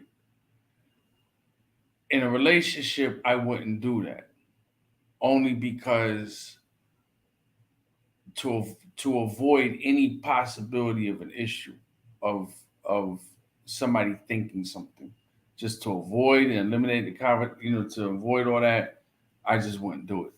That's just me.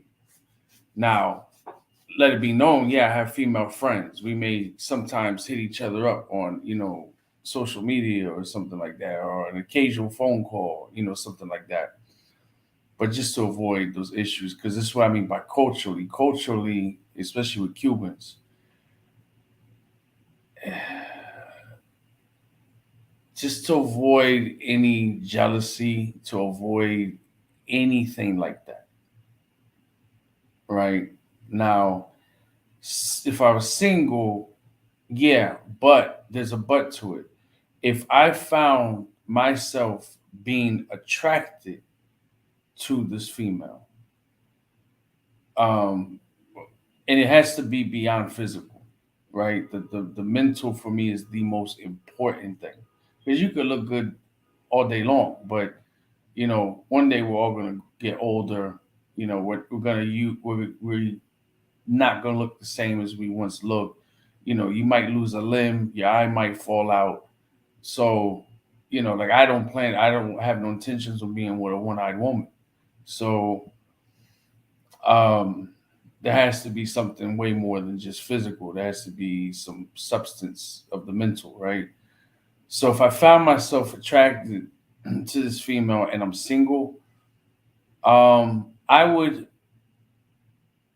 have to be around her with other people because I wouldn't want to fall in a situation that could jeopardize the relationship because I like her. You know what I mean? And definitely then don't want to say something to her, and then it becomes awkward because the feelings are not mutual on her and here the whole time I'm misreading what I thought was, oh, she's feeling me. No, she's not feeling me. So I wouldn't even want to put myself in that situation. So it's like it's an assortment of different things because I look at it like, what's more important, the friendship or you seeing this woman that you're physically attracted to, now you're mentally attracted to her, but then what if that doesn't work out, but you had a great friendship and now you lose that friendship? What if that friendship is lost? What if there is no, what are the terms on whatever occurred between the two of you, and what if it becomes something negative? So I would move. It just everything all depends. It all depends. I mean, I will say that a lot of males. Now, I'm not going to put Melvin and Maurice in this situation because I've never physically been around them. But I'm talking about males that I've physically been around. I'm telling you that 9.5, 9.9% out of 10, all right, they're looking at that woman and they're like, I smash. Drop And one of those Boston Cuban. they're waiting for an opportunity to be the to pray. I Okay, said that before, and that's she's closing. I said yes. that. Now that's been my experience, but that doesn't.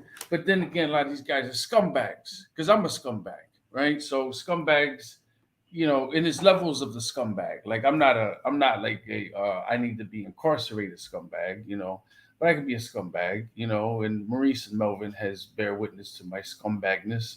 So, like, you know, that's just my experience. Now, there's other guys out there that may not operate like that. But typically, from my encounter, oh, it's off the rip. Like they meet the female, you're already being sized up. Whether you're gonna be dessert, appetizer, brunch, lunch, dinner. What are you gonna be the Thanksgiving dinner? Are you gonna be you're already being looked at like how and plotted on. I'm talking to the T like, yo, I'd wifey her. No, I would just smash her. No, I want, just an occasional jump off. Like that's how a lot of males think, unfortunately, and it doesn't even stop. Um, I'm 45. There's guys in my age that still think like that. Like I don't think like that no more because I'm not, you know, in my 20s or my late teens or even in my early 30s. Like, and that's some a lot of that stuff is just growth. It's things people have to go through. They they they may go through those phases. Some people don't get out those phases. Some people, you know, it, it's a complex situation, and I'll just leave it like that. But when I say cultural and when I say things that we've adopted, I definitely believe this machista, this machismo, this macho, this thing of I'm the man, you're the woman. Like that's a crock of shit. Like it's a woman. So what?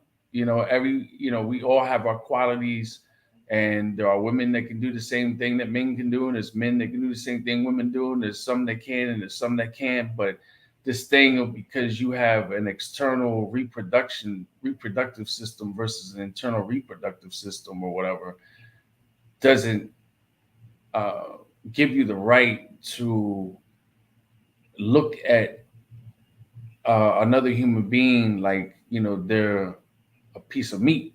That doesn't give you the right to disrespect them. You know, but yeah, I'll just say that much. Okay, so you don't you don't think that men and women can be just friends? I think it depends on the person. I'm Okay, just saying, in my experience, I've never seen that. Because even if they do, I'm telling you, it's like, oh, she broke up with her man. Let me try to move in. Like let me try to move in on her. Like, let me get her vulnerable states because I might be able to smash. Like that's what I've seen. But I know that that's not every male. That's just those males, and it's also because of the environment they came up in. And at what point then is that an excuse? There has to come a point in time that you can't use that as an excuse no more. There has to come a point in time that you have to have accountability. You can't say, "Oh, I gotcha, grew up in the hood, and this is what I grew up around." Okay, but now your mind, you're past what 21. Your brain has fully developed. Uh, you evidently have comprehension skills. So at what point are you going to be like, you know what, this isn't right? You know, gotcha, gotcha. yeah. Um, Another question I asked guys already, but we'll get through these real quickly. Um, do you think that people are naturally suspicious of their significant other that has friends of the opposite sex? And It's if so, do you think that would be called jealousy? Did I think it become a what? Do you think that would be called jealousy? Um, I think in certain situations it does happen, and I think in certain situations it is jealousy, and in other situations the person's intuition is correct that there's something going on. Again, I think it depends on the individual and it depends on the scenario. But to make a generalization, I wouldn't do that. Okay. Um, let's see. What is a healthy opposite sex friendship look like? I think one of the things that came up were just good communication and things like that. What do you think um, makes a healthy opposite sex friendship work? Or just because you don't think that opposite sex friendships could work, what do you think makes a regular friendship work? Are you saying strictly platonic, or are you saying more than Well, just we're gonna go and ride bicycles and play parcheesi? We're now gonna play,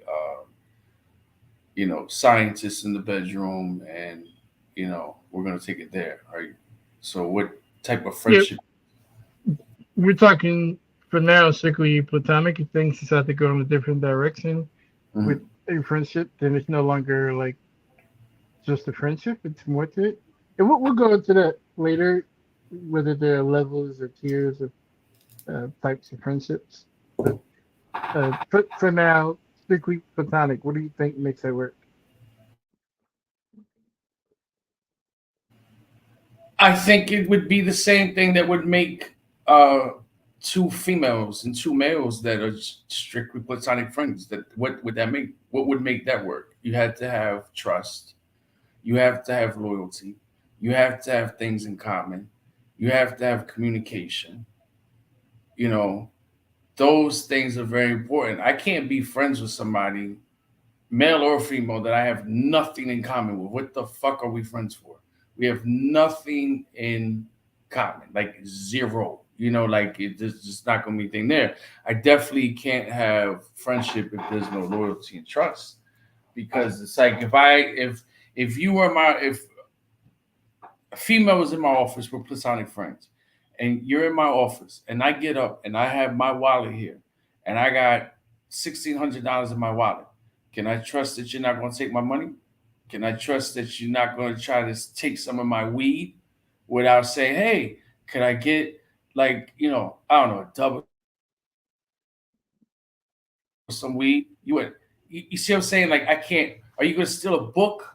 I mean, this sounds trivial, but it's unfortunate. These are things that people do. People will do little shit like that. So if a person would do something that's small, then what would you do that's larger? That I can't have your trust, that I can't have your loyalty. Because if you have no trust and you have no loyalty, you have nothing. So we have to have trust and loyalty. If I can find something in you that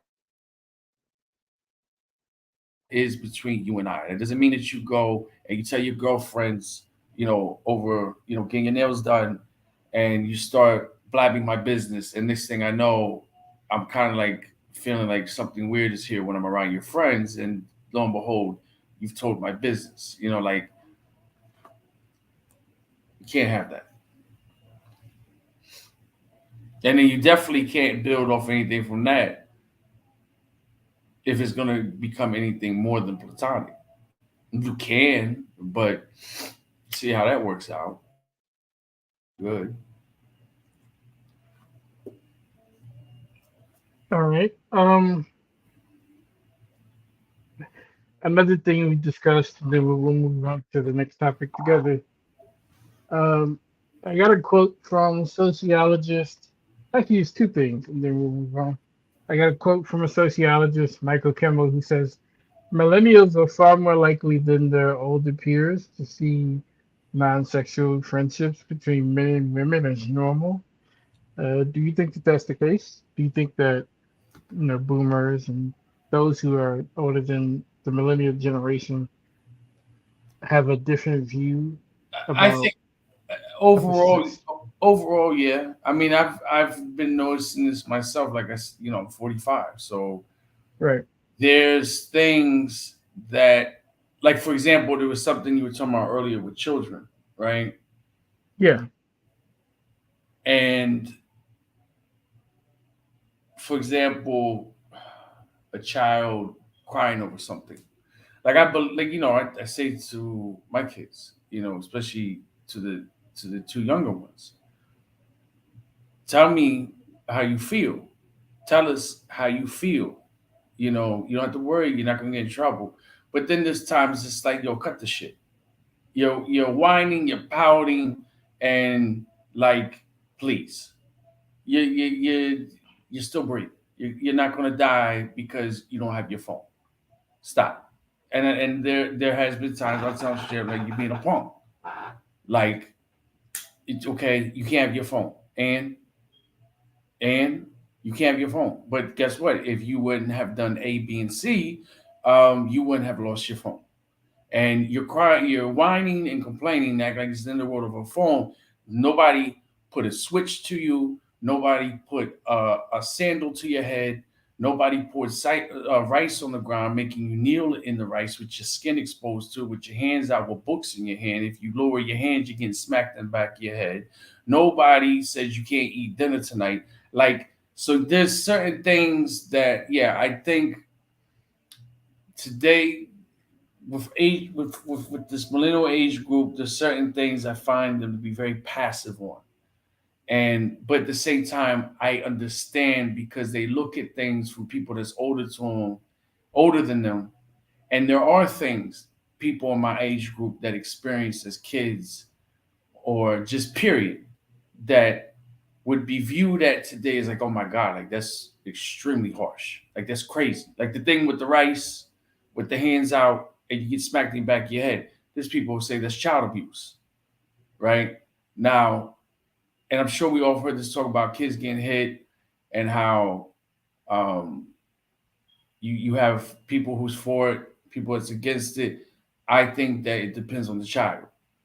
You don't have to hit every child. You can discipline in different ways. What I've learned is with these kids, you take the video game away and you take the phone away, that works. So I don't have to lay a hand on them. But there's some kids that, yeah, they need their ass whooped. That doesn't mean that you beat them with baseball bats and they're bleeding and they're bruised and their teeth are falling out. But you could get a switch. All right, I've been switched. I've been stripped butt naked, switched up, and put in the damn bathroom butt naked with the door closed and locked. All right, I didn't become some serial killer. I didn't become this horrible person. That was how that person grew up in their time, and you know, I think that there is a very passive liberal mentality today with people that's younger. Some of it I totally agree with. Some of the other stuff, I'm like, it's a crock of shit. Like, stop. Because it's not anything, it's not as bad as you think it is. It's just because you're putting yourself in that child's shoes, but and you're like, well, yeah, who would like some type of any form of discipline? Nobody would like that. Unfortunately, it's funny because me and the old ball and chain were having this discussion before I knew this show was going on, right? Really? We were having a similar discussion, and what it was there was a situation that happened here in Miami. I totally forgot about this. It happened within the 6 years I've been here. So there was a Cuban kid that at 2 or 3 o'clock in the morning he decides to go out to meet somebody that he's speaking to offline. I believe they started talking that night, and he believed that that person was somebody in his age group, which was a male. But it turned out it was this grown ass muscle bound dude that ended up raping him and shot him in the head. But the kid lived, and he was crawling. He was on the street, and the people were just like surrounding him, like they were like the hell, right? So me and her had this discussion, and she got upset with me. So she got upset with me because, first of all, what in the hell was a 12, 13-year old doing out 2, 3 o'clock in the morning, right? Now, does that give the right to somebody to manipulate a naive 12, 13-year old? No, it doesn't. That person's a scumbag. That person's a big scumbag, right? However, though, there's accountability to the 12, 13-year old that should have not gone out that late due to we live in a world where there's sickos out here and you don't know who you're talking to. So had he listened, now here's the thing though, he's $1 million question. Did he have people that told him stuff like this? See, I tell my kids stuff like this. I tell them about pedophiles. I tell them about don't let people touch you. I have those conversations with them, right? Did he have that? I don't know. But let's say he did have that type of conversation in his life with his parents or a parent or an uncle or aunt, whoever's there in his life. He should have took heed and listened. Now, like I told her, what she got upset about, I was like, "What do you think? At 2 or 3 o'clock in the morning, they met up to play parcheesi and ride bicycles." So at 2, 3 o'clock in the morning, if we flip it around and say he went to go meet a girl, what do you think they're doing at 2 or 3 o'clock in the morning? So evidently he likes people of the same sex. Why would he be going out 2 or 3 o'clock in the morning to meet up with somebody his age as a male? Right? So she didn't like that. I don't care. And not to sound mean, but I'm not gonna be biased and just be like the child is innocent. When you look at kids that's like 3 or 4 years old, right? And let's just say they're now wandered off in the house. And let's just say you catch them touching something, the infamous hands in the cookie jar, and they get caught. What does the child do?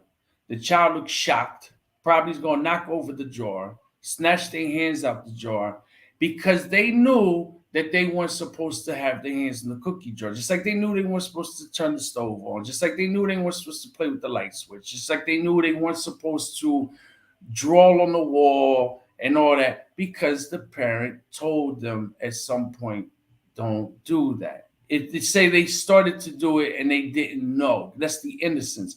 But now they're knowing at 3 or 4 years old, kids know what's they. I'm not gonna say everything, but there's certain things a child knows, and a kid knows. Like I'll for me as example, I knew as a child, I could think back to 5 years old. I knew not to take. There was some type of It was some type of it was in a squeezy thing, and it was pink thing came out. Whatever it was something for like vehicles or something for the house. But what I did was I knew not to touch this thing. Nobody even had to tell me. I just knew that I had no business. But I knew I had no business because of where it was. And I knew that whatever's there, what I'm not supposed to touch it. But what I do, I took it. I took my GI Joes on top of a coffee table, and I acted like lava melted them. And this stuff got all over them. Right? That wasn't the issue, but the issue was it got onto the top of the coffee table, which therefore literally was ripping because it wasn't like real wood, but it was ripping the surface off. Right? I got in trouble for that. Did I get hit? No. I got yelled at, right? And as a child, I only got hit one time by my adopted father.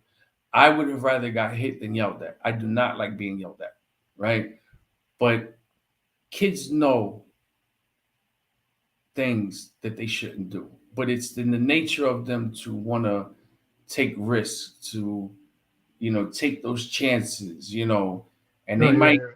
they might do it a few times, but there has to be accountability. If my 14-year-old decide to sneak out tonight, I'm not gonna be like, oh, whoever that was, they just preyed upon you. Yeah, let's just say he went out to meet some chick or whatever, or God forbid a dude or whatever it was. Okay, yeah, there was a manipulation going on there. However, he's still at fault. He's not off the hook. He's not. That boy is just gonna go to school and come home and do his homework, and that's it. He's not gonna do anything else. He's not. There's not gonna be no TV. There's not gonna be no video games. There's not gonna be no phone. There's not gonna be no jujitsu practice. As a matter of fact, I might. Yeah, he can have jujitsu practice, but I'm gonna tell his teacher to give that boy hell in the class. I want him to be worked in that class, right? Because I'd rather do that than hit the child because he's not. First of all, he's 14, so I'm not going to hit a 14-year-old unless it was something like really out of pocket. But at his age, I have no reason to put my hands on him. Even when he was younger, I had none because he's a good kid, hard headed, but he's a good kid. You know, um, got to remind him of things, but he's a good kid. But I've learned that just take the phone and the video game, Right, and right. that's it. So I know I'm long with it, but just to answer your question, there's points that I agree with, and Gotcha. there's things I disagree with. Gotcha. All right. So we are kind of like 2 hours in. We kind of came at the tail end of it. I want to ask this last question to everybody, and this isn't just related to same sex or opposite sex friends. This is just friends in general. And then we'll wrap this up. You guys think that there are certain tiers or levels of friendships? And if so, what are your tiers? What are your levels? What are your perspectives? And that's just Uh, to the open. say for me, man, I would say this. Um, I actually have a female friend of mine who's uh been who's been around for quite some time. She's been around through two of my relationships, and I'm gonna be honest. With her, um, you know, she understands, and I understand. Hey, if I'm in a relationship, me and you kind of like we take a back seat, just what I'm saying, slightly. What I'm saying, I'm not completely cutting you off or anything like that, but it's just like Malik said earlier. I mean, I think he articulated what I was trying to say so many times, just what I'm saying, in such a much better way. Just to not have any confusion or not to be accused of anything. I kind of let what I'm saying, kind of let that situation die down. Now, when I'm single and I'm not in a relationship, then yeah, we can talk every day on the phone. We can go out and have fun, X, Y, Z. But as long as I'm in a relationship, just to keep down on the confusion. Not, you know what I'm saying? I'm not going to do any of that. And to be honest, I would expect at least the same respect from my woman. Um, so, you know what I'm saying? That would be my personal boundaries on it because, regardless of how anybody feels about it, you know what I'm saying? You know what I'm saying? Dealing with multiple women throughout life, you know, I feel like men and women are territorial in a certain way. So, you kind of just kind of like hold off on that relationship just a little bit. So that would be like my boundaries I would set just to, what I'm saying, make sure my mate is feeling comfortable and not feeling like anything's going on or there's anything that she would need to worry about. So that's kind of like my take on that thing right there. Erica, do you think that there are certain tiers or levels when it comes to friendships? And if so, what are yours? Yeah, and I don't really necessarily have a difference between female friends and male friends, although I don't have many female friends for various reasons. But there's definitely levels to it. You have your friends that you just talk to, just like fluffy, topical things. You have friends that you might talk about more serious things going on in your life. And then you have those friends that you pretty much bare your soul to. And so I agree with Maurice. There needs to be boundaries of the opposite sex friends when you're within the confines of a relationship. You definitely want to make sure that you're not, I guess, confiding too deep into the opposite sex while you're in a relationship. That's not, I'm gonna be honest, that's not necessarily how I operate, but I do understand after having gone through certain things that that is something that needs to happen. And yeah, that's pretty much all I have to add to that. All right. And Malik, Cuban Crisis, do you have any other certain tiers or levels of friendships? And if so, what are yours? Say that again because they went in and out. Pause. Can you hear me clearly? Yeah. Uh, Yeah.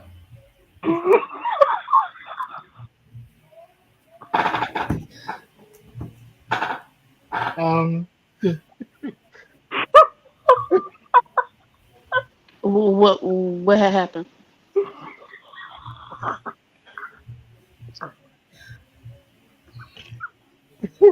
Nothing. Don't worry about it. We'll talk about it later. Just I'm waiting on him to make his comment.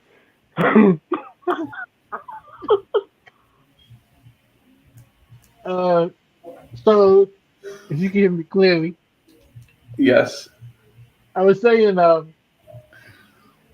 you think that there are certain tiers or levels when it comes to friendships? Not just, I don't want to talk about just friends with women or friends with men. I'm saying period.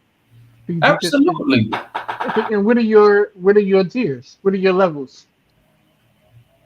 I mean, I don't have a name. Like, and I'm not trying to be funny, but like as far as there being like a the category, it's just something that I observe. So, like for example, um, I could know somebody from around the way, right? Male or female. When I see him, I say hello. But that doesn't mean, oh, how you been? Yo, I seen so and so. But that doesn't mean that person's gonna come in my crib. That doesn't mean I'm gonna want to go to their crib. It doesn't mean I'm gonna want to hang out with you. I keep it cordial. I keep it respectful because there may be certain things I know they're into. I know there's certain ways that they move, and I don't want that around me. And it's like a friend of mine. He lives in North Jersey, Enoch. He has friends I don't like. All right, he just does. He has friends that I do not like. He has friends. I'm talking about males. I've been around them and I cannot stand them. They get on my nerves. Me and that person can't click. But if I'm at his crib and the person's there, that's my boy, that's my brother.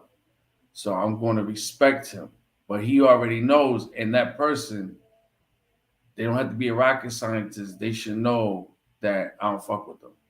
Like I might just chill and be like, yeah, okay, but I can't. It can't go no further than that. If the person wasn't at his crib, I wouldn't even be hanging out with him. You might just get a hello, and I'm keep it moving.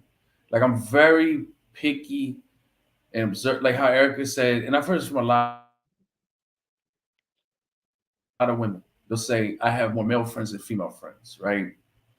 I don't have physically. I've never had a lot of people I consider my close friends. I consider them maybe a far distant friend, but as far as a close friend, it's always been very tight. And Right. it just boils down to trust, and it boils down to I don't know. If I know you're doing coke, I don't want to be around somebody that does coke. I don't do that shit. I don't I don't I don't want to have the take a chance that oh yeah I'll give you a ride someplace and meanwhile this person's an eight ball on them and then I get pulled over and then this person gets illegally searched and now they got an eight ball coke on them and now I'm fucked. Like so I don't put myself in them type. Even if it's somebody I'm cool with, I'm talking real cool with, and I know the person um just copped a QP. You're not getting in my car. You need train fare or bus fare? Here you go. But you're not getting in my car. So So, like so if I cop a quarter pound of weed, you're not gonna be the Uber driver. huh? If I if I cop the quarter pound of weed, you're not gonna be the Uber driver. The Uber driver. Nah. I'm not going when I was younger I would do something like that, but now that I'm older, like nah. Right. Like like if even I don't give a shit. Even when I cop something from my hookup, I go where I gotta go and then where back I gotta go. I don't make pit stops. I don't do like, oh, I think I'll get my car washed now. And then I'm gonna go to Walmart and get some orange juice. No, because I got shit on me in my car and I need to get to my destination. Then I'll take it home and then I'll go do what I do. Like I just don't move. I don't do reckless things. Matter of fact, I don't even like to necessarily like you're gonna bring it to me because I'm paying for it. You know what I mean? Like so it's just little examples, but just I'm very picky. I'm very picky. I don't want to be in a situation where we're gonna have to end up fighting each other. I don't want to get to the point now. I think I'm gonna have to shoot your knees out. Like that's just what it's gonna be. I'm gonna shoot both of your kneecaps out, and I'm gonna kick you down a flight of steps. Hmm. I don't want to be in that situation. So I'd Gotcha. rather be a hermit crab. Gotcha. Okay. That was definitely clear. Uh, so I think that we're gonna end it off here. We might visit this topic later, maybe a part two, maybe something a little bit more different as far as approaching it. But I think it was a good topic. I think overall, the discussion was definitely fruitful. I learned a lot, and I think just the dynamic of all of us being here, interacting with each other, and sharing our thoughts and intellect. I think it's awesome. So I definitely enjoyed the show. Malik, you have to rewind back and catch a lot that was missed. But thank you also for joining me as well. Any last words, guys, before we wrap this up? Yeah. To the guys out there, you know, when you look at these ladies, you know, you gotta look at the feet. If she looks like that she can pick up a crowbar with no issue and just start swinging, that's not the female. Oh my God. I might even entertain that because now she has primate feet. If her thumb and her big toe looks like it's something that she can grab objects with, that she should not be able to. That's not the female.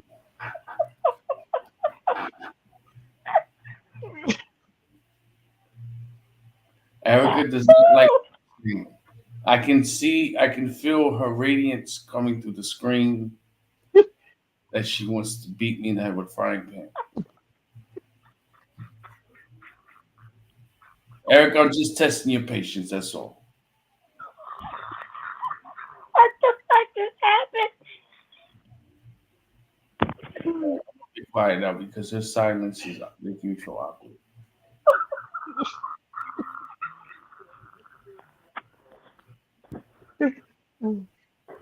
Erica and Maurice, you have any last words? No, let's just please hit the end button now. All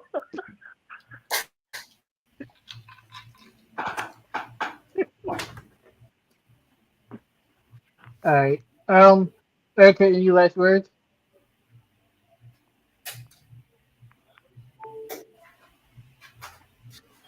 Going once. Grace. Every time. All right, guys, we're gonna end the show here. She maybe stepped away. No, Um, I think she's pissed off. I think she stepped away. I don't But know. yeah, we're gonna end the show here. It's gone longer than I kind of wanted. It's like almost 2.5 hours. So um, I definitely was expecting maybe an hour and a half, but I think it kind of went on longer than I thought. But it's a good show. I think it was a good show overall. I think I enjoyed the back and forth, dialogue with Maurice and Erica. And like I said, I learned a lot. I'll bring my Bible next time. I promise. I promise I'll bring my Bible next time. But all right, guys, we're gonna close it out here. You guys have a great rest of your Saturday night, and be safe, drive safely, and peace out.